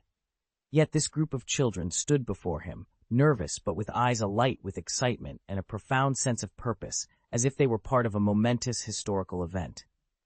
Atticus pursed his lips, remaining silent. With a wave of his wand, the classroom curtains drew shut with a rustle, blocking out the harsh white sunlight. The torches on the walls ignited in succession, casting an unusual green glow instead of the usual warm orange. The desks, previously lined against the walls, rearranged themselves into a circle of plush sofas amidst the swirling shadows. One desk elongated and transformed into a large coffee table at the center. With another flick of his wand, Atticus summoned an array of snacks from his office, gifts from admirers, along with some treats from the kitchen, pies, sausages, pumpkin juice, and a complete tea set. Draco struggled to contain his excitement, interpreting Professor Blaine's actions as a positive sign. "Come on, find your own seat," Atticus said, turning to the students with a smile. "Consider this an invitation to lunch." The atmosphere resembled the Slytherin common room, minus the decorative chains on the ceiling and the view of the rippling black lake outside the window.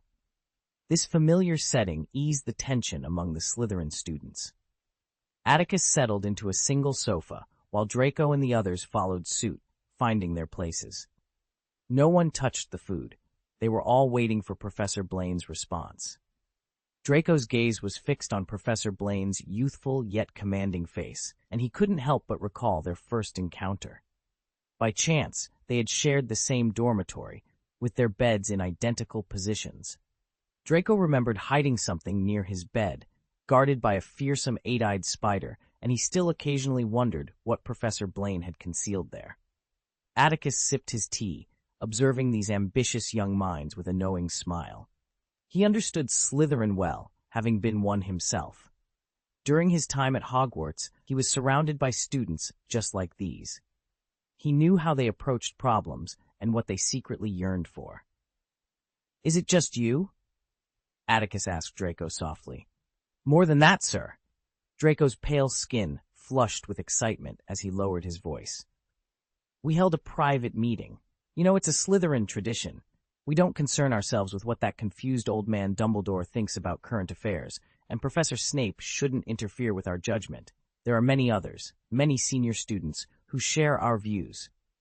Draco's voice brimmed with enthusiasm. "We've discussed the Dark Lord and his great deeds. Some believe his time will come again soon. We should follow in our father's footsteps and continue to serve the Dark Lord to complete their support. Then they might achieve it before us. But remember, the path to power is fraught with challenges and sacrifices. Are you prepared for that?" Atticus Blaine's voice was calm, yet it carried the weight of his experience and wisdom. He surveyed the eager faces before him, each one filled with youthful ambition and a desire for greatness.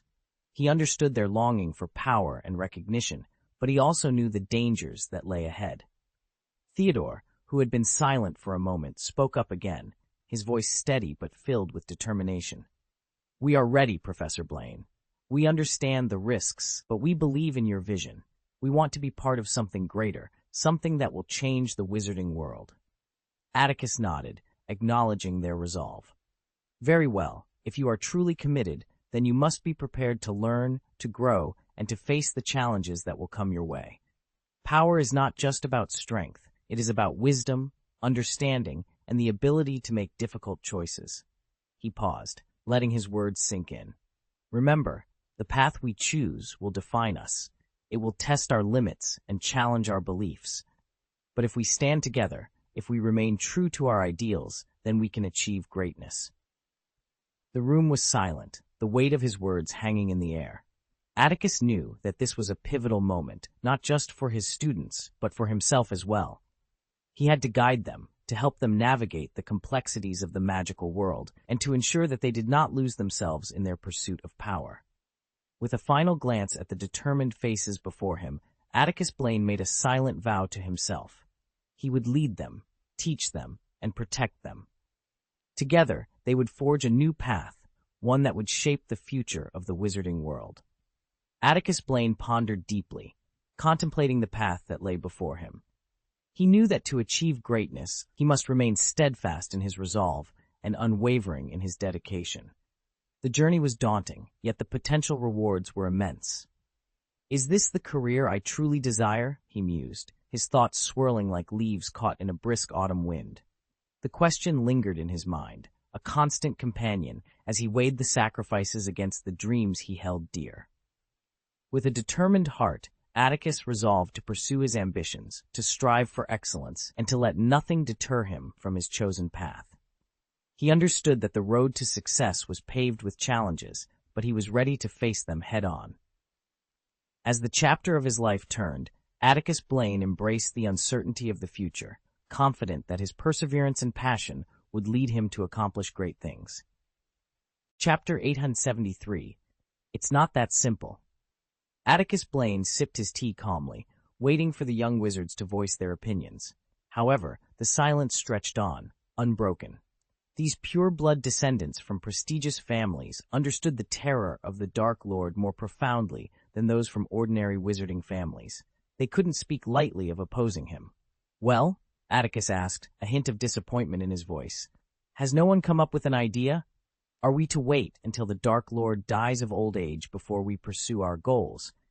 Or should we abandon this unrealistic ambition and settle for something more attainable?" The fervor of the moment dissipated like a dream, and Atticus could see the embarrassment on the faces of the children who had pledged their allegiance to him.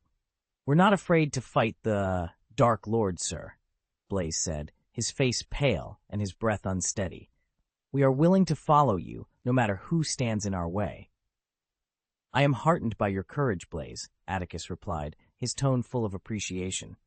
"I, too, believe the Dark Lord is not invincible. I don't think I will lose to him. Moreover, we can ally with Dumbledore, can't we?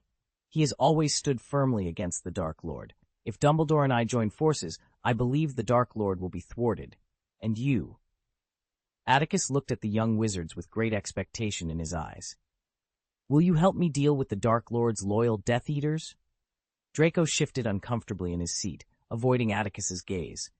The ghostly green flames cast a cold atmosphere around them, and the chains hanging from the ceiling clinked ominously, reminiscent of a ghoul's teeth grinding in old furniture. Shadows from the chains fell over the students, and Draco noticed a rope-like shadow swaying on Knott's neck, as if ready to hang him. Knott's face was indeed very pale.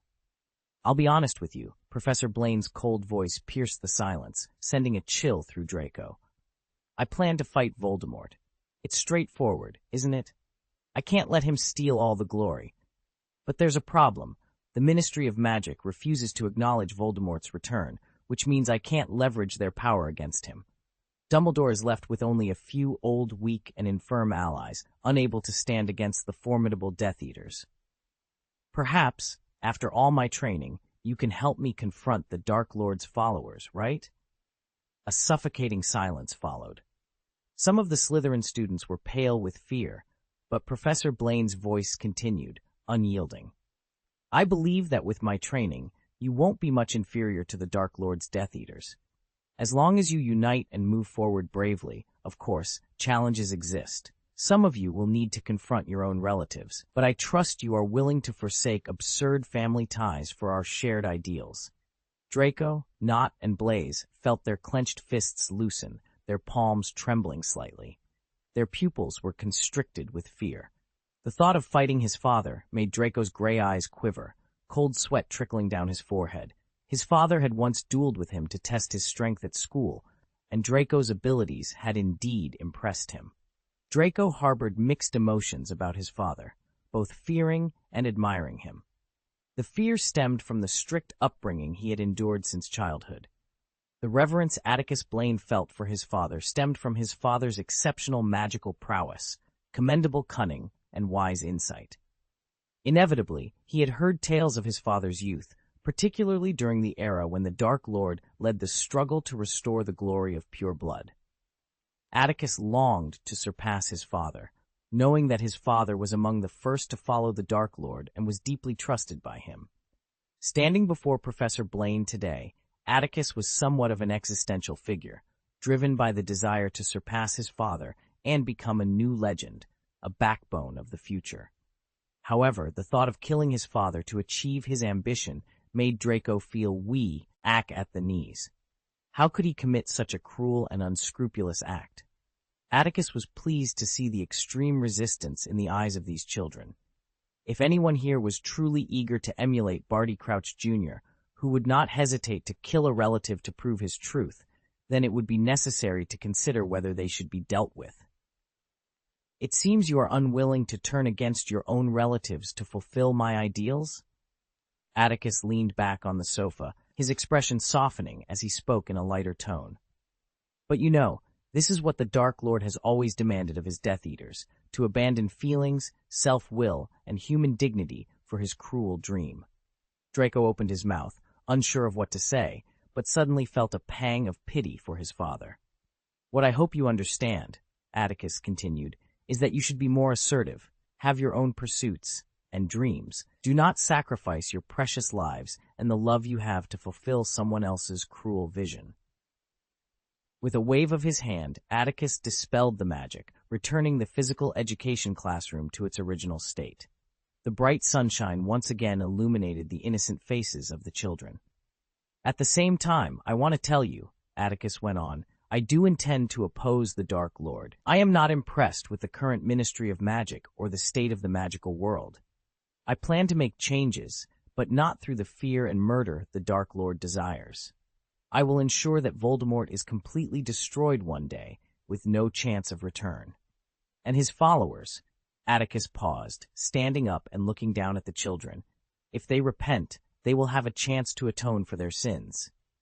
But if they stubbornly resist and continue down the dark path, they may not even have the chance to enter Azkaban." Draco's face turned as white as snow, understanding why Professor Blaine spoke these words. "As for your desire to gain strength from me," Atticus smiled, "I've been teaching you how to arm yourselves, haven't I? I assure you, I'm not withholding anything. I've taught you the magic that young wizards of your age can master. To be honest, if I were in your position at your age, I might not be able to defeat your dueling team. More advanced magic will have to wait until you enter the advanced class." "Professor Blaine!" After Atticus left the classroom, the youngest, Astoria, suddenly stood up. She appeared calmer than some of the boys, as her parents were not Death Eaters, though they accepted some of Voldemort's views. Astoria's breathing quickened slightly as she looked into Professor Blaine's bright eyes. "Are you really going to fight against the Dark Lord? You know, he is known as the most evil wizard in history, and many who resisted him met grim fates." "He wants to make everyone his slaves, Miss Greengrass," Atticus replied. Atticus Blaine smiled and said, "It's a pity, but I don't like to surrender to others. Faced with the choice between death and surrender, I would choose death without hesitation. And before you leave, remember to eat what's on the table. Wasting food is shameful." End of this chapter. Chapter 874, Current Task. Harry and Hermione descended the stairs with their fellow Gryffindors. It was dinner time, and the corridors of the castle bustled with young wizards emerging from classrooms on various floors, all hurrying to the great hall for a quick meal. After lunch, they would return to their dormitories to swap textbooks before afternoon classes began. This daily rush often felt a bit chaotic, but for Harry, who had been isolated for several days, it brought a comforting sense of normalcy. Yet, a contrasting feeling lingered in his heart. He had expected the situation to escalate rapidly, with everyone mobilizing to combat Voldemort. However, reality was far from his expectations. Despite Professor Dumbledore's warnings to all teachers and students in the Great Hall, life seemed to carry on as usual. As Harry walked, he noticed many students avoiding him, as if he were contagious. The joy he initially felt quickly faded, replaced by a cold realization. He understood what it meant. They didn't trust him. It reminded him of his second year, when everyone believed he was the heir of Slytherin and responsible for opening the Chamber of Secrets. He had endured similar treatment then. "We'll all have your back, Harry," Neville said earnestly as he and Fred headed to the Great Hall for lunch. Harry and Hermione, however, planned to visit Hagrid. In the foyer, Neville added, "The Dark Witch who impersonated Professor Moody has no credibility, but since you said the Dark Lord has returned, and both Professor Dumbledore and Professor Blaine confirmed it, then it must be true." Neville, too, had noticed the wary glances directed at Harry. "I never thought Neville would become so reliable," Harry mused, shaking his head with a smile as he and Hermione made their way to Hagrid's hut. Ron was running alone on the playground. Hermione called out to him several times, then turned to Harry with a grin. "I never imagined you and Ron would be so diligent one day." Harry shrugged and smiled, both aware of the events that had spurred this change. The bright sunshine bathed the land, illuminating the lawn and the Black Lake, and even the forbidden forest behind Hagrid's hut seemed less foreboding. As they approached, a small, wailing creature emerged from the shadows, rushing towards Hermione with tears in its eyes. "Master Granger!" Dom, a house elf as tall as an adult, cried out upon seeing Hermione. He was distraught, blaming himself for failing to protect her and allowing her to face danger. After the first Triwizard Tournament task, Hagrid had sternly warned him that if he interfered again, Hermione might be disqualified or even expelled. Hermione sighed and comforted Dom, recalling how Harry had told her about Winky, who had become a free elf capable of ignoring her master's orders. Dom, however, had made no progress, and both he and Hermione shared a mutual sense of self-blame. Harry and Ron exchanged glances, knowing this scene might take a while to resolve, so they headed towards Hagrid, who stood at the door, smiling warmly in welcome. "It's so nice to see you, little ones," Hagrid exclaimed, enveloping Harry and Ron in a bear hug before ushering them inside. "I just heard you were released." He went to the cupboard, retrieved a few cups, and made tea, offering some of his infamous rock cakes to share. Harry eyed them warily, recognizing Hagrid's handiwork. Atticus Blaine decided not to touch the food, feeling it was better to leave it untouched. "How do you feel?" Hagrid asked, his voice tinged with anger as he reached the edge of the bed. Ron's lips moved, but no words came out. He felt far from normal. Having personally witnessed the resurrection ceremony of the mysterious man and narrowly escaping his wrath, Ron had teamed up with Harry and Hermione to defeat the arrogant Barty Crouch Jr., a Death Eater. Under different circumstances, he might have boasted about such an extraordinary experience. But now, after spending days in the campus hospital, he was haunted by the memory of the death curse that had struck his chest. It felt like a brush with real death, leaving him with a profound sense of unwillingness and reluctance before his consciousness faded. These emotions drained him of any desire to boast. Harry instinctively wanted to assure Hagrid that he was fine, but when he tried to speak, no sound emerged. The events of that day were as vivid as a dream. The despicable Karkaroff, the fearless old Barty, the shameful little Barty, the loyal Twinkle, and the malevolent Voldemort, who had transcended the bounds of humanity. Nobility, despicability, evil, death, war, these words resonated deeply within him. In his third year, Professor Blaine had taken him to explore the underground world of Diagon Alley. The chaos he witnessed there had taught him that Hogwarts was not the entirety of the magical world. The real magical world was far from perfect. It was cruel and realistic. The events of that morning had only reinforced this understanding. Hermione led Tom into the room, standing by the door frame with a pale face and pursed lips, silent. "It doesn't feel good, does it?" Hagrid said with a sad smile, twirling his thumbs. "I knew he would come back." Harry, Hermione, and Ron looked at Hagrid in surprise. "I've known it all these years. I've known he was hiding in the shadows, biding his time. This was bound to happen. Well, it's happened now. We have to face reality. We have to fight. We can prevent him from gaining power and dominating the world. Dumbledore is determined to do this.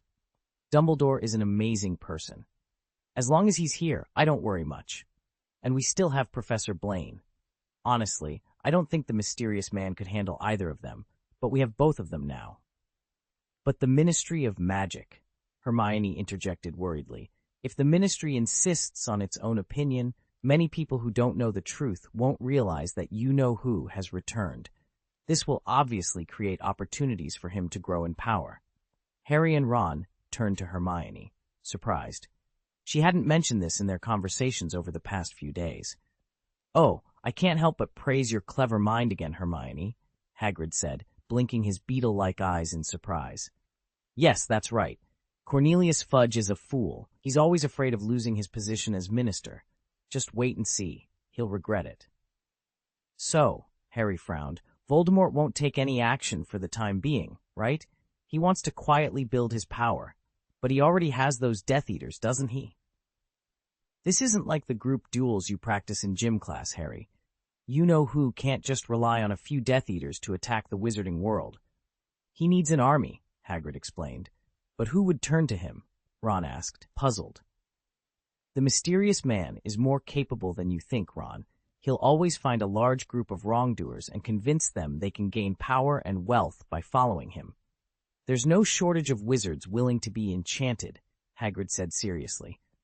This is also what Professor Dumbledore is mainly considering. Now, to prevent him from gaining more support, the voice trailed off, leaving an air of urgency hanging in the room. Dumbledore assigned you a task as well, didn't he? Harry asked, his curiosity piqued. His eyebrows arched slightly as he recalled. That day in the school hospital, I overheard him urging Professor McGonagall to send you a message. He mentioned there was something he needed you to do. What was it, Hagrid? Hagrid shook his head, his expression firm yet apologetic. I can't tell you that, Harry. Dumbledore's orders. He won't let me share much. Harry's face fell, the disappointment evident, as his expression darkened noticeably. The weight of secrets and unspoken words lingered between them, leaving Harry in a contemplative silence. End of this chapter. Chapter 875, VIP. Dumbledore won't let you tell me much, will he? Harry stared at Hagrid, speaking slowly. Why? I've told him everything, haven't I? Has he ever considered that I might not be thrilled to see my best friends hit with the killing curse right in front of me, even if they survive? Has he thought about how I feel watching someone explode from dozens of Cruciatus curses? Or that the fight between Barty Crouch and his son isn't exactly a pleasant sight for me? Harry hadn't realized he had risen from his seat, shouting angrily at Hagrid. This isn't what Dumbledore wanted, Harry, Hagrid said, unfazed by Harry's outburst. From the moment he saw them, he knew the trio had something weighing on their minds. He didn't expect this, Hagrid tried to explain on Dumbledore's behalf. He didn't see it coming. I can't guarantee that. Harry's cold words startled both Ron and Hermione. He hadn't told them that Barty Crouch Jr. had met his end at the hands of Professor Blaine. Since Professor Blaine's appearance, many interesting things could be inferred from the resurrection ceremony scene. Hagrid began to feel remorseful, mentally chastising himself for being insensitive. He should have anticipated that Harry and his friends were deeply affected, especially Harry, who was particularly sensitive at the moment. He doesn't want to tell you too much, not because he thinks you're unqualified to know, Harry, Hagrid said with concern. We all know how cruel the things you've experienced are. If I were Dumbledore, I wouldn't want these things to trouble you anymore. I'd hope you could return to your normal studies, to relax. Is that so? Harry retorted. Learn to be a coward so Voldemort can spare me? What do you want Dumbledore to do? Hagrid asked calmly. Tell you all his plans and leave you unable to eat or sleep?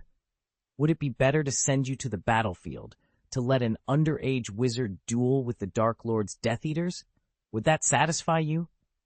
Harry had more to say, but when Hermione gave him a desperate look, and considering how hard it was to have Hermione and Ron by his side again, he chose to relent. But Harry couldn't calm down. He turned to look out the window.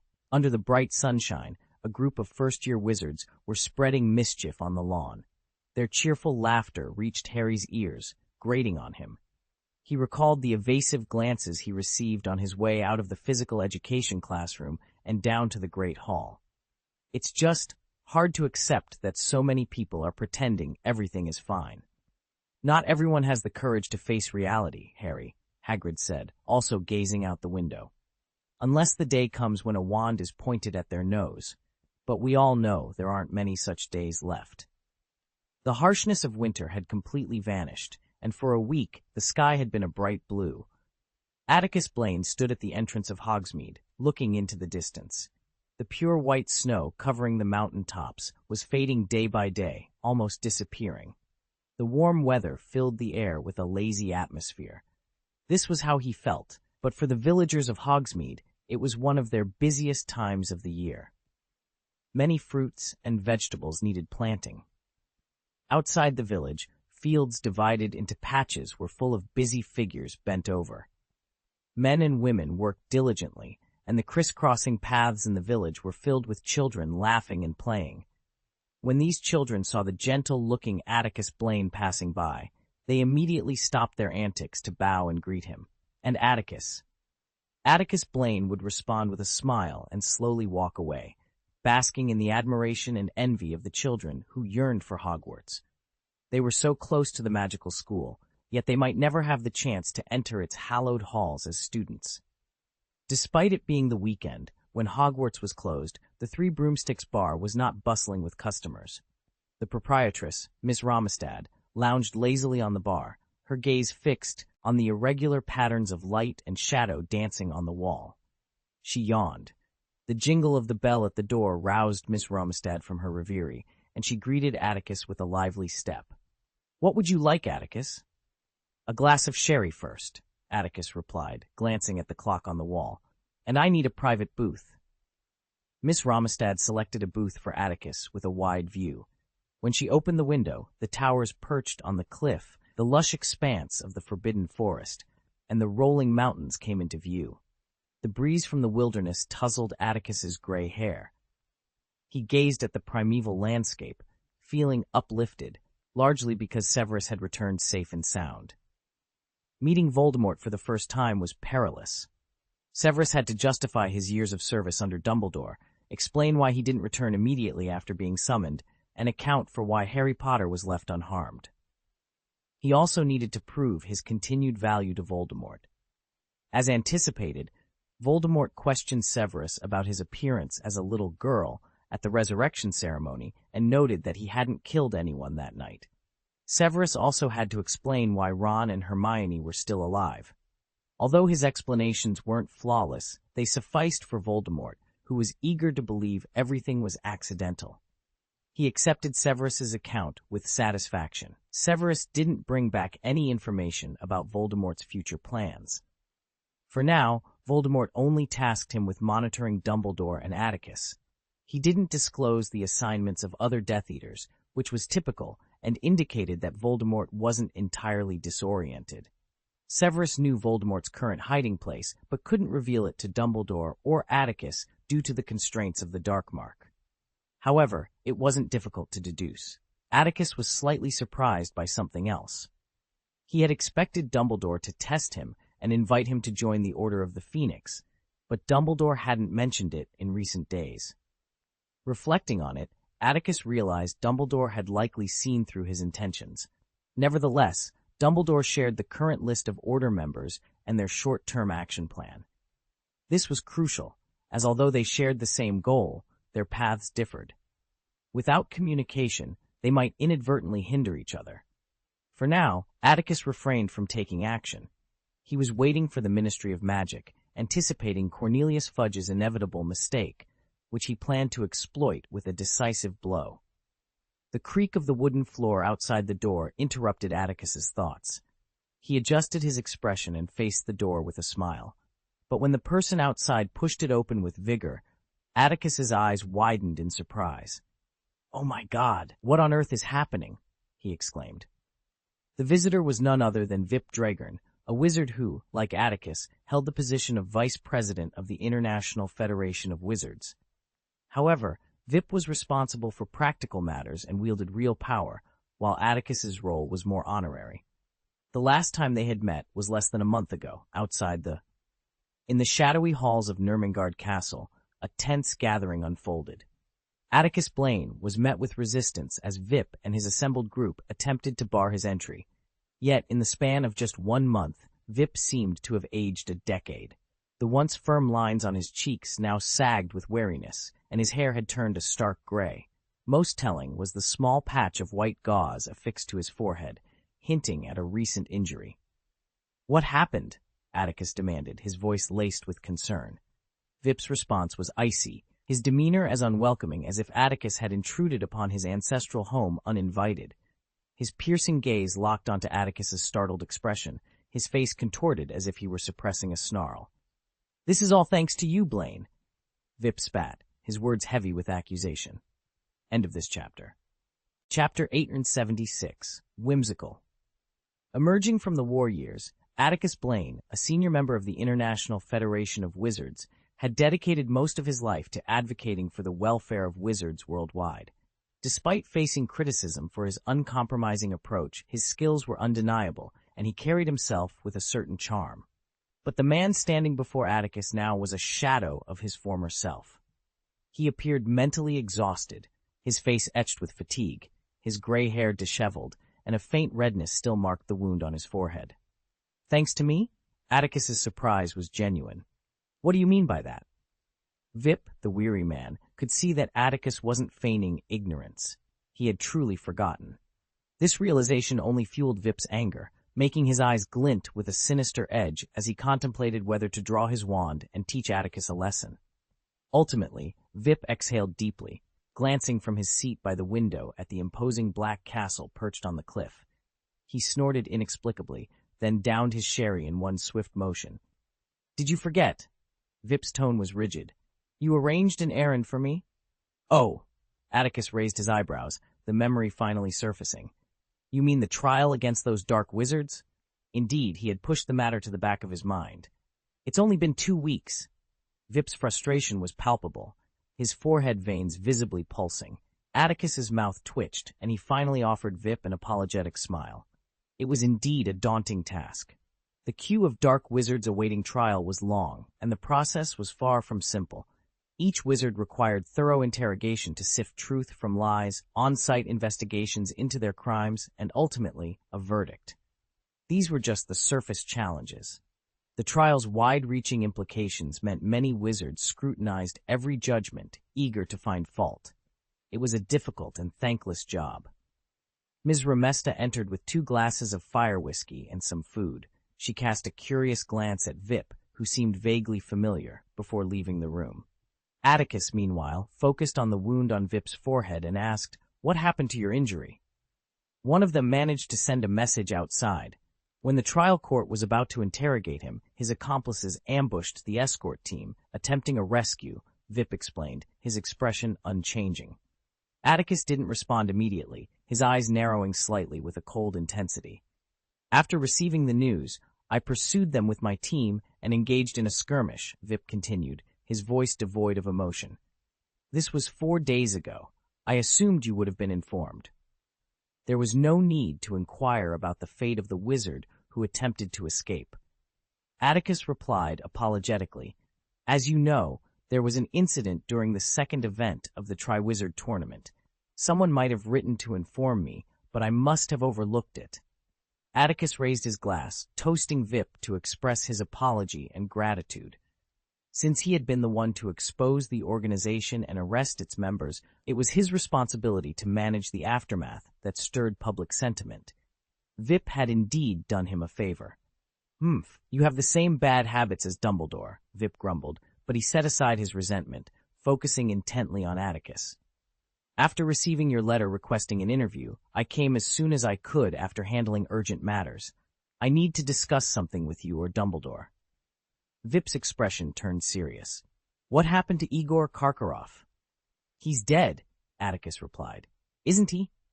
Atticus Blaine picked up his wineglass, took a sip, and said calmly, "I'm sure you've heard the news." "Of course I know." Vip's anger flared once more. "Not only Karkaroff, but also Barty Crouch. This is a terrible loss for the British Ministry of Magic. Despite his flaws, he was undoubtedly an outstanding wizard and politician, far superior to Fudge. But I'm not concerned about Barty. That's your own affair. However, don't you plan to provide an explanation for Karkaroff's death?" Vip leaned forward slightly, his gaze piercing into Atticus's eyes. "He wasn't just some rat in the sewer, Blaine. Igor Karkaroff was the headmaster of Durmstrang. He died mysteriously during the Triwizard Tournament, a project initiated by the International Federation of Wizards. There's not even a body. Isn't there any explanation?" "The British Ministry of Magic will provide one to the Federation." Minister Fudge claimed that the Dark Witch, Vitia Cleona, who had been captured by you in the British Ministry of Magic but later escaped, infiltrated Hogwarts to orchestrate this plot as revenge. Professor Karkaroff died under her scheme while protecting the young wizards involved, Vip recounted calmly. "You don't believe it?" Atticus asked with a smile. "It's not as if we lack eyes and ears in the ministries of magic across various countries, Blaine. I heard about what happened that day, but—" Vip hesitated. "It is indeed related to Cleona, but it's not just her, is it?" "Your Minister of Magic dismissed that rumor, so I'm uncertain. I need to provide an explanation to the Durmstrang staff and the ministers." "The rumors you heard are true," Atticus replied calmly. "Dumbledore has formally explained the situation to the students at Hogwarts, but the Daily Prophet did not report it, and the Ministry of Magic doesn't want people to believe the rumor is true. You know, Fudge is a magician, but as a minister, he lacks wisdom and courage." Vip knew that at least part of the reason he had rushed to see Atticus was to hear him confirm the news in person. Yet, when he finally received the answer, he was momentarily speechless. "This is truly a disaster," Vip sighed after a long silence. He leaned back, gazing dully at Hogwarts in the distance. His tired face appeared older, and his tall frame seemed to shrink. Vip would not underestimate Voldemort simply because he hadn't affected other countries at his peak. He knew this was due to Dumbledore's dedicated efforts. Without Dumbledore, the man who called himself Voldemort, the Dark Lord, would never be content with merely dominating a small part of the UK. Many facts also demonstrated that this dark wizard's methods were outrageous and cruel, and his powerful magic was formidable. Now, in addition to Dumbledore, the UK had the brilliant wizard, Atticus Blaine. Perhaps they could finally defeat Voldemort, but some things were inevitable. The British wizarding world would soon face chaos. Among the many magical civilizations in Europe, the British magical community was one of the most powerful. The prosperity and stability of the European magical community were closely tied to the British magical community. If chaos erupted here, even if the war didn't spread to other countries, those magical civilizations would be significantly impacted. "You asked me to come." Vip's voice suddenly turned hoarse. "What do you want me to do?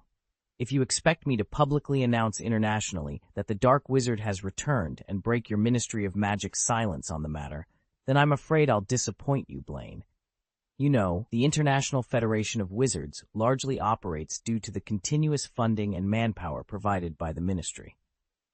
The magical communities of various countries rely heavily on the contributions of the British Magical Society.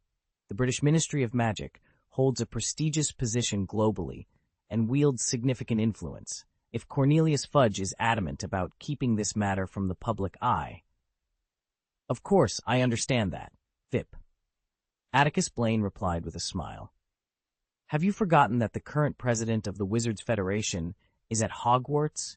If he can't manage it, how could I possibly make things difficult for you? Then the reason you wanted to see me is because..." "Actually, I wanted to ask you something," Atticus said in a light-hearted tone. "Would you be interested in taking over Karkaroff's class and becoming the principal of Durmstrang?" End of this chapter. Chapter 8777, Skilled Techniques. Become the headmaster of Durmstrang? Vip repeated Atticus Blaine's request with a puzzled expression. "You want me to leave my position at the Wizarding United and take over as headmaster at Durmstrang? What are you thinking, Blaine?" "Oh, please don't misunderstand me," Atticus replied, aware that Vip might suspect he was trying to eliminate competition to succeed Dumbledore. He shook his head and smiled reassuringly. "The responsibilities of the Federation and being the headmaster of Durmstrang don't conflict at all, do they?" Atticus gestured towards Hogwarts perched on the cliff. "There's a living example right there, Vip. Look at Dumbledore. He's managed to be both the headmaster of Hogwarts and the president of the Federation. He's done both roles admirably, hasn't he?" Vip's expression softened slightly upon realizing that Atticus wasn't asking him to abandon his Federation duties.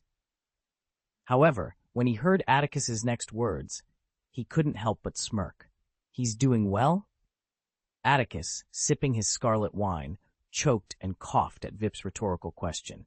He quickly regained his composure and met Vip's gaze with calm assurance. "Isn't he?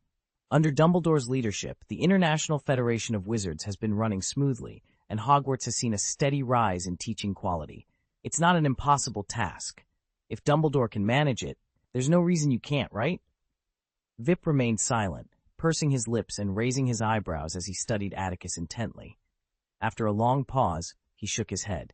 "You belong in politics, not as a professor in a school, Blaine." Before Atticus could respond, Vip's expression turned serious again. "Why do you want to take over as headmaster of Durmstrang? I need a genuine reason, not just excuses, if you want me to agree." "The reason is simple," Atticus replied calmly. "Due to Voldemort and Cleona, the Triwizard Tournament was disrupted. The results of the second competition were invalidated, and Karkaroff, who led Durmstrang, lost his life. I don't want the first tournament hosted by Hogwarts in centuries to be put on hold. I need someone to lead Durmstrang in the competition." A moment of silence followed. Vip held his wineglass, slowly rubbing the rim with his fingers, his expression one of surprise, not at Atticus's explanation, but at his honesty.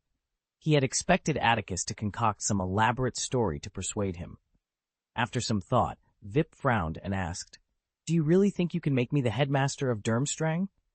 "Maybe, maybe not, but I won't worry about it, Vip," Atticus replied with a calm demeanor, as if Vip's potential refusal didn't concern him. "In other words, if you agree, I won't need to worry at all. You've served the Federation for many years, have great prestige in the European magical world, and maintain good relations with many magical officials. Moreover, both you and your wife are from Durmstrang. I believe that with a letter of recommendation, no one will oppose your appointment as headmaster. People will be grateful for your leadership in times of need." Atticus paused before continuing. "Once the news of your appointment spreads, Durmstrang will stabilize. Here at Hogwarts, you won't need to stay. Just reassure your students, attend the third game, and replace Karkaroff as the referee. To truly understand Germany, you must spend some time immersing yourself in its culture and nuances. Once you've done that, you can take a page from Dumbledore's book and delegate school responsibilities to trusted individuals, allowing you to concentrate on the Federation's affairs," Vip suggested, his fingers idly tracing the rim of his wineglass. His expression was detached, as if the conversation was of little consequence. Atticus Blaine's proposal was straightforward. With Vip's intelligence, he could easily devise a plan if he chose to accept the suggestion. Yet there was a flicker of intrigue in Vip's eyes, a glimmer in the dim light. "Are you finished?" Vip inquired, his tone curt. Atticus blinked, a subtle smile playing on his lips. Vip's demeanor was understandably unfriendly. If their roles were reversed, Atticus knew he wouldn't be in a pleasant mood either. This wasn't the demeanor one adopts when seeking assistance. Atticus's silence at this pivotal moment caused Vip's expression to darken with disappointment. Had Blaine been rattled by the return of the mysterious figure? Where was the sharpness and strength he once exhibited? "We're not adversaries, are we, Vip?" Atticus suddenly remarked, seemingly out of nowhere. "What do you mean?" Vip's eyebrows arched, but the disappointment that had clouded his features moments ago was replaced by a glimmer of hope. "I'm still a few years shy of 30, Vip," Atticus continued with a casual smile, as if they were merely chatting about the weather. "Humph, yes, the genius wizard," Vip replied, a hint of jealousy in his voice, though his expression softened. He grasped Blaine's implication, perhaps even a promise. Now that Atticus Blaine had set the terms, Vip needed to weigh the pros and cons carefully. Vip lowered his gaze, picking up his knife and fork to tackle the grilled sausage on his plate. Becoming the headmaster of Durmstrang was never part of Vip Dregern's career plan, but upon reflection, it seemed like a brilliant opportunity. He had served the Federation for many years, accumulating both credit and experience to reach his current position, yet he still couldn't surpass Dumbledore. He couldn't outlive Dumbledore either. He needed to break free from his routine and achieve something remarkable. When the Federation's chairmanship faced a new election and Dumbledore showed no interest in re-election, coupled with Blaine's backing, Vip could truly capture the public's attention. Durmstrang, despite its challenges, offered a promising platform. Leading a magical school meant access to extensive networks and resources. Moreover, Durmstrang's reputation had been declining in the European magical community, with teaching quality and styles in dire need of reform. If Vip could effect meaningful change, it would be a significant accomplishment.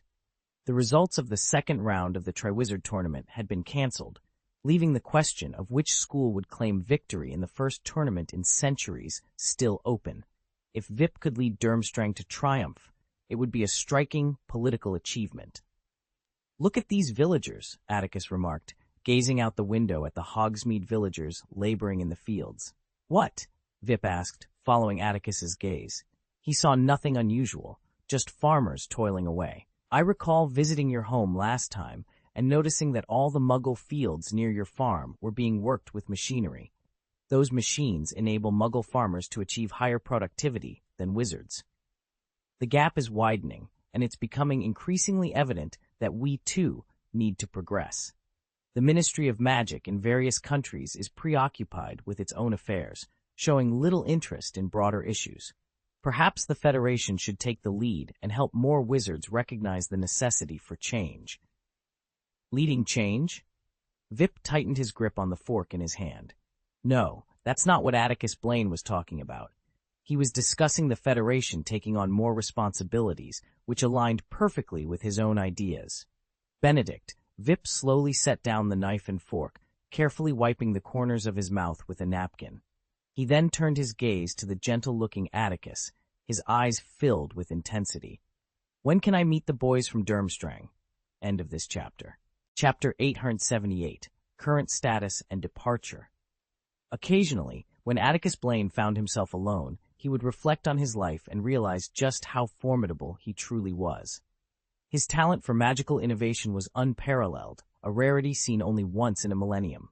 Coupled with his innate strength of soul, he wielded awe-inspiring magical power even in his 20s. The experiences of 2 lifetimes had granted him the ability to understand the depths of human nature beyond even the skill of legilimency. He rarely needed to resort to force to bend others to his will. Most notably, he did not hold himself to the high moral standards of someone like Dumbledore. In other words, if he chose to do evil, the devastation he could unleash upon the magical world would likely surpass that of Grindelwald or Voldemort. Atticus had effortlessly persuaded Vip Dregern to apply for the position of headmaster at Durmstrang, with almost no costs to himself. In pursuit of the title, President of the International Confederation of Wizards, before his death, Vip, who was neither particularly despicable nor noble, followed Atticus to Hogwarts to appease him. After observing the Durmstrang students, led by Victor, Vip used his office to write letters to the ministers of magic in Norway, Sweden, and several other countries, plotting his path to becoming Durmstrang's headmaster. Atticus was taken aback by Vip Dregern's prejudice against Dumbledore. Vip entered Hogwarts Castle but did not even pay a courtesy visit to Dumbledore's office. Instead, he lingered in his own office for a while before leaving. However, Atticus understood Vip's inner resentment towards Dumbledore, much like Vogel's. When Vip served the Wizards' Federation, it was a formidable organization. Under the leadership of Presidents Vogel and Sanchez, the Federation reached its zenith, commanding more respect than the ministries of magic in various countries. But since Dumbledore's rise to power, due to the losses from previous wars and his passive stance, the authority of the International Federation of Wizards had plummeted. Today, the Federation was a shadow of its former self, reduced to a platform for disputes between magical civilizations, or occasionally organizing transnational academic exchanges. Its role in the Tri-Wizard tournament was a nod to tradition, marking one of its few recent highlights. The current trial of the Wu Kui Party survivors, where the Federation was a presiding party, had once again drawn public attention. This was one reason why Vip, despite knowing the challenges, persevered. Time passed quietly amidst the dancing light and shadows. Over the past month, Hogwarts basked in bright sunshine. The expansive lawns, the majestic ancient castle, and the lush green woods were filled with the laughter of young wizards. Yet, some things had changed. For instance, defense against the dark arts classes had ceased. The real Alastor Moody had been sent to St. Mungo's for recuperation. Despite his physical health being relatively stable, thanks to Vitia's care, his prolonged imprisonment had heightened his already wary and suspicious nature. This forced Dumbledore to abandon plans for Moody to return to Hogwarts as the defense against the dark arts professor in the coming months. Although Atticus could have stepped in to teach defense against the dark arts temporarily, he chose not to.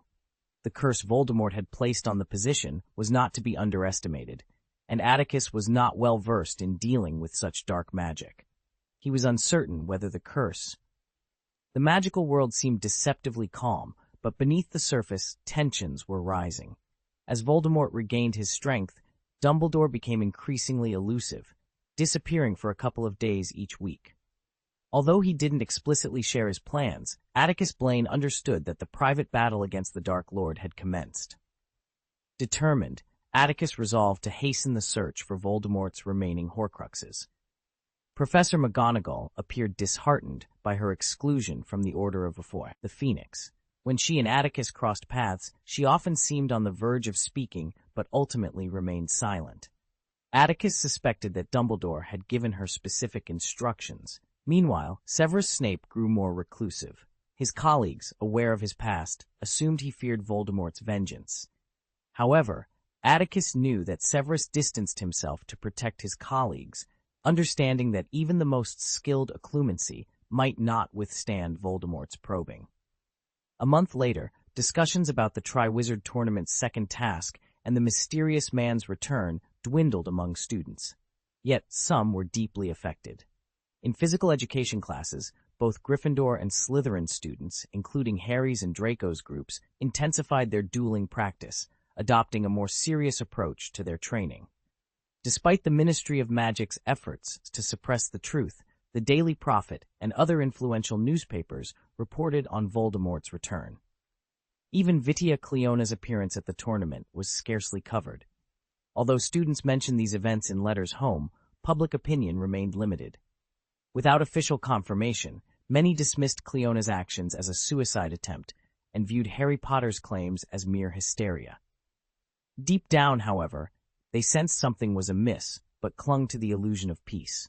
One evening, as Dumbledore and Atticus strolled by the lakeside, Dumbledore confided, "I warned Cornelius. Even without Severus's information, I can guess Tom's intentions.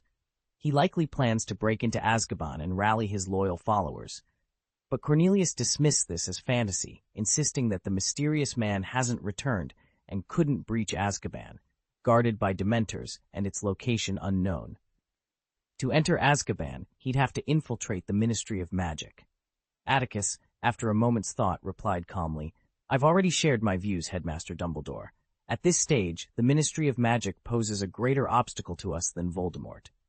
Dumbledore did not argue. He simply lowered his head, sighed, and ended the conversation.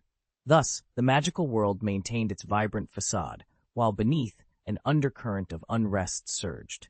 Atticus didn't need to venture out to sense the growing tension. A glance at recent expenditures revealed the brewing storm. At Hogwarts, Atticus Blaine had become aware that prices in the magical world were steadily rising. Although the increase was not yet significant, many dismissed it as a temporary fluctuation that would soon stabilize. However, Atticus understood that this was a sign of something more concerning. The pureblood families, who held a monopoly over production, had almost unanimously decided to reduce output. This decision was partly due to their focus shifting away from managing their workshops, but there was also the possibility that they were strategically positioning themselves to exploit the impending war and profit from the British wizarding community. The goblins, known for their acute financial instincts, had also noticed this shift. Like sharks drawn to the scent of blood, they were eager to enter the market. Old Bana had hinted at their observations and intentions in a letter to Atticus, who responded with a warning. The days of peace were numbered. "Let's go," Atticus said, standing at Heathrow International Airport.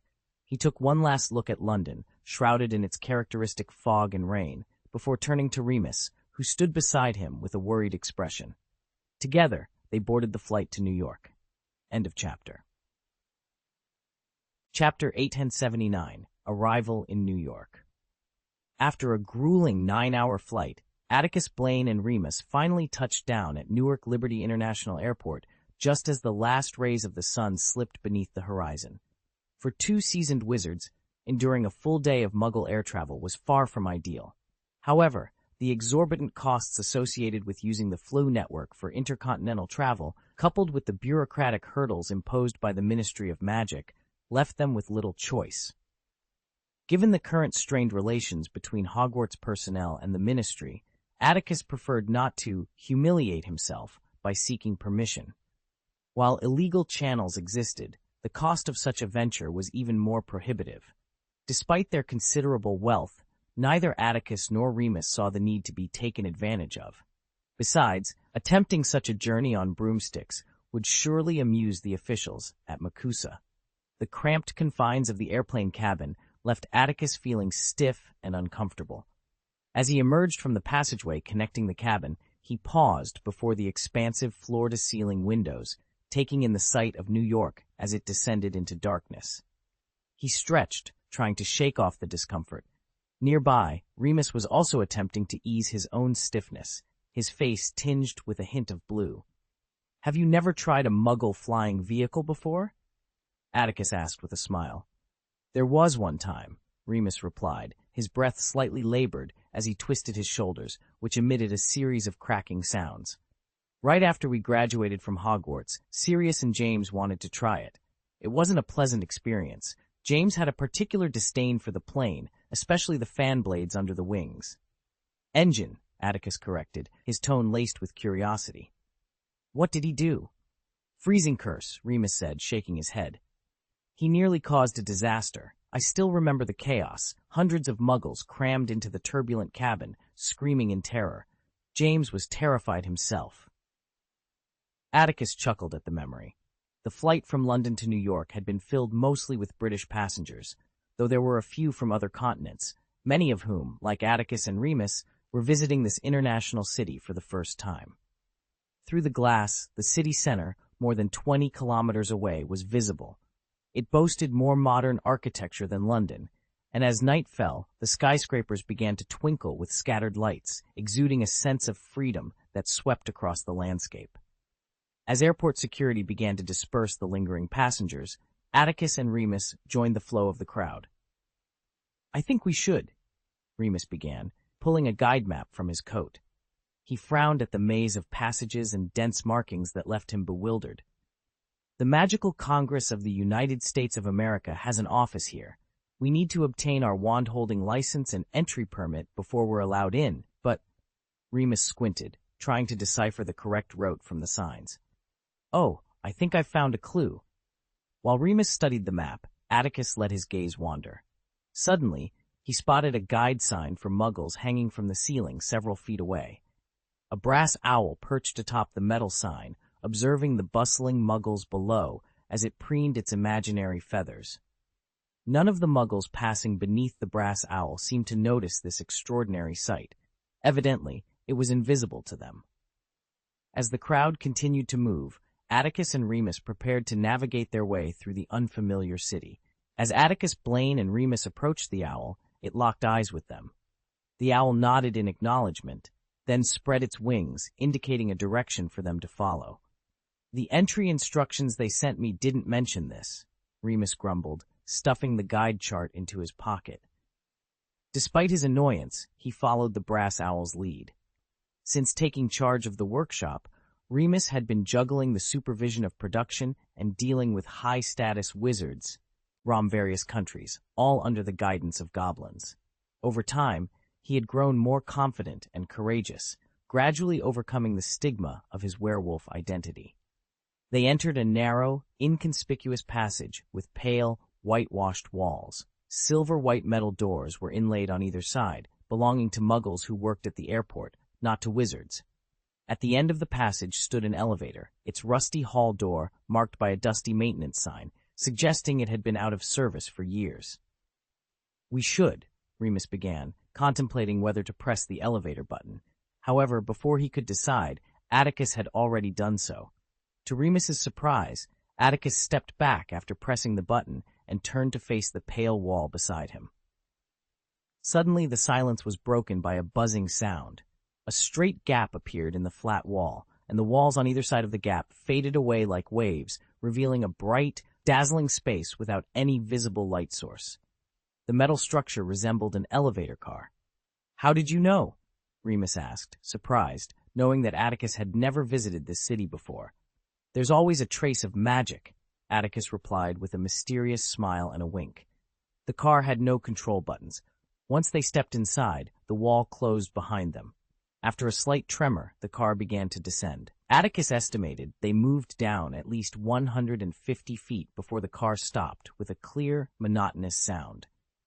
They found themselves in an empty hall with several closed rooms on the wall opposite the elevator doors. An information desk stood to the side. As they exited the car, Remus noticed that there were 12 elevator doors lined up on the wall behind them. As they approached the information desk, one of the hall doors opened, and a middle-aged wizard with an Asian face entered the hall, carrying a heavy black suitcase. He looked tired, as if he had been on a long journey. Though he seemed indifferent, he watched them warily. His gaze passed over Remus without reaction, but when he looked at Atticus, he paused, recognition lighting up his eyes. Atticus smiled and nodded at the wizard, feeling a sense of camaraderie. "From where?" the old wizard at the information desk asked, not looking up from his copy of the New York Ghost. "London," Atticus replied, glancing at the newspaper's front page, his eyebrows twitching slightly. "The second room on the left," the old wizard instructed, turning the page of his newspaper. "Read the news on the second page." The wizard with an Asian appearance standing by the elevator entrance continued to stare at Atticus Blaine in disbelief, as if he couldn't accept that he had mistaken him for someone else. Atticus offered him a gentle smile once more, before leading Lemsai across the hall to their room. End of this chapter. Chapter 880, Amelia and Mandy. After knocking on the door, Atticus Blaine and Remus entered the room, responding to the call of a middle-aged woman's voice. The office, about half the size of a classroom, housed two women seated behind separate desks. The middle-aged woman, with shoulder-length burgundy hair, was the one who had invited them in. She sat comfortably, flipping through a Muggle magazine filled with knitting patterns. The other desk, smaller and cluttered with heavy materials, belonged to a much younger woman who appeared to have just graduated from a magic school. She was strikingly beautiful, with delicate features and long, lustrous chestnut hair. Her fair skin seemed to glow as if bathed in flawless moonlight. At that moment, she was focused on organizing the wizard's entry information for the day. Her pink lips pressed slightly together. Her neat ponytail and solemn expression, however, slightly tempered her beauty. Atticus's sudden halt caused Remus to glance at him in confusion. Atticus was staring at the young woman, his lips slightly parted, a hint of bewilderment in his usually composed eyes. Following Atticus's gaze, Remus also noticed the assistant's remarkable appearance. For a brief moment, Remus felt an urge to laugh. He had known Atticus for a long time. Whether it was his profound magical skills or his insightful understanding of people, Atticus's shrewdness and capability often left a strong impression on those meeting him for the first time. Yet, those who knew him well understood that he was a considerate and approachable wizard, always mindful of others' feelings. Despite his impressive abilities, people often overlooked Atticus's age, much like Remus himself did. Most of the time, Remus subconsciously regarded Atticus as an older wizard. In reality, Atticus was just a young man in his early 20s. Therefore, his reaction to the beautiful girl was neither ridiculous nor unexpected. The windows of the underground office were enchanted, displaying an endless, bright, starry sky and a forest that swayed like a sea of waves. Amidst the refreshing sound of the wind, ethereal and distant birdsong occasionally filled the air. Apart from these magical illusions, the only sound in the room was the young woman flipping through documents. The unusual silence eventually caught the attention of both the middle-aged witch and the young assistant. They simultaneously paused their activities and turned their attention to the two men standing by the door. Remus stepped forward, feeling it was time to speak up. "Hello, ladies. We've come from London and need to handle," he began, but was abruptly cut off by a high-pitched, excited scream. "Oh, God!"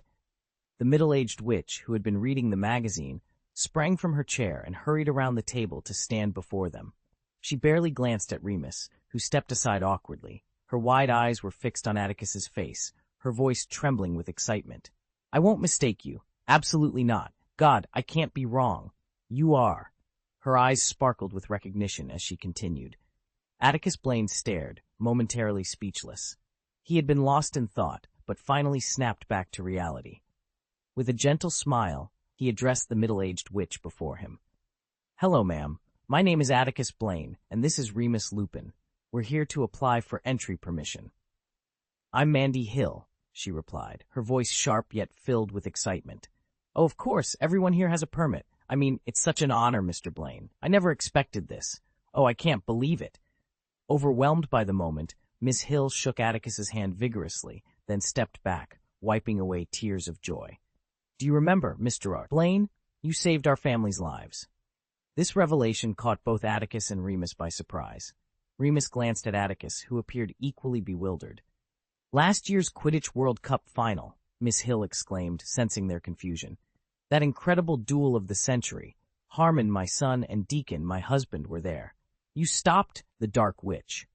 We all believe you're the most outstanding wizard in the contemporary magic world. Harmon's room is covered with your posters, and he has a whole collection of your chocolate frog cards. If he knew I met you, he'd faint with excitement. Could I possibly get your autograph for him? Atticus chuckled softly. If you could handle the immigration formalities for me, Miss Hill, I'd be happy to sign something for your son. Miss Hill was overjoyed. She eagerly led Atticus to her desk, only to notice her assistant staring at him with admiration. Oh, I forgot to introduce you, Miss Hill exclaimed, patting her forehead. This is Amelia Dett. She graduated from Ilvermorny last year with honors and is currently interning with me. She's an exceptional young witch and dreams of becoming an auror. And, by the way, she admires you too. Amelia's cheeks flushed with embarrassment, her brown eyes betraying her admiration. Despite her nerves, she approached Atticus with poise, extending her hand. It's an honor to meet you, Mr. Blaine, she said in a composed voice. Atticus hesitated briefly before shaking her hand gently. Hello, he replied, a peculiar light flickering in his purple eyes. So, Miss Hill gasped, trying to regain her composure. Mr. Blaine, what brings you to New York? I'm here to promote a business collaboration, Atticus explained. I submitted a license to sell a remarkable alchemy item in the United States through the Cooperation Department, but unfortunately, it wasn't approved, so I came here hoping to meet with the relevant authorities. Ah, of course, Miss Hill nodded, still captivated by Atticus and barely registering his words. In contrast, Amelia listened intently, her eyes fixed on Atticus. Mr. Blaine and Mr. Lupin, Amelia interjected, glancing at Mandy with a hint of exasperation. Realizing her boss was too overwhelmed to focus on her duties, Amelia gathered her courage. According to regulations, you need to present the entry permit receipt jointly approved by the wizarding authorities. Entry and Exit Management Office and the Ministry of Security. Oh, of course, no problem, Remus said with a smile. He retrieved 2 pieces of parchment covered with official stamps from his briefcase. After a moment's hesitation, he handed them to Ms. Hill. However, Hill merely exchanged pleasantries with Atticus Blaine and passed the documents to Amelia. With the 2 application receipts in hand, Amelia quickly returned to her desk. She retrieved a scanning device resembling a Muggle magnifying glass from her drawer and meticulously examined each blue seal with its twisting script to ensure they were not forged. Remus's entry permit was in order. Using a specialized cutting tool, Amelia carefully extracted Remus's photo and key details, affixing them to a small hard-shell book similar to a Muggle passport, and stamped it. She then repeated the process with Atticus Blaine's entry permit. The seal and signature were authentic, as expected. After all, how could the esteemed Atticus Blaine be involved in anything fraudulent or unsavory? However, when Amelia noticed the small silver letters printed with special magic on the bottom line of the receipt, she was taken aback. End of this chapter.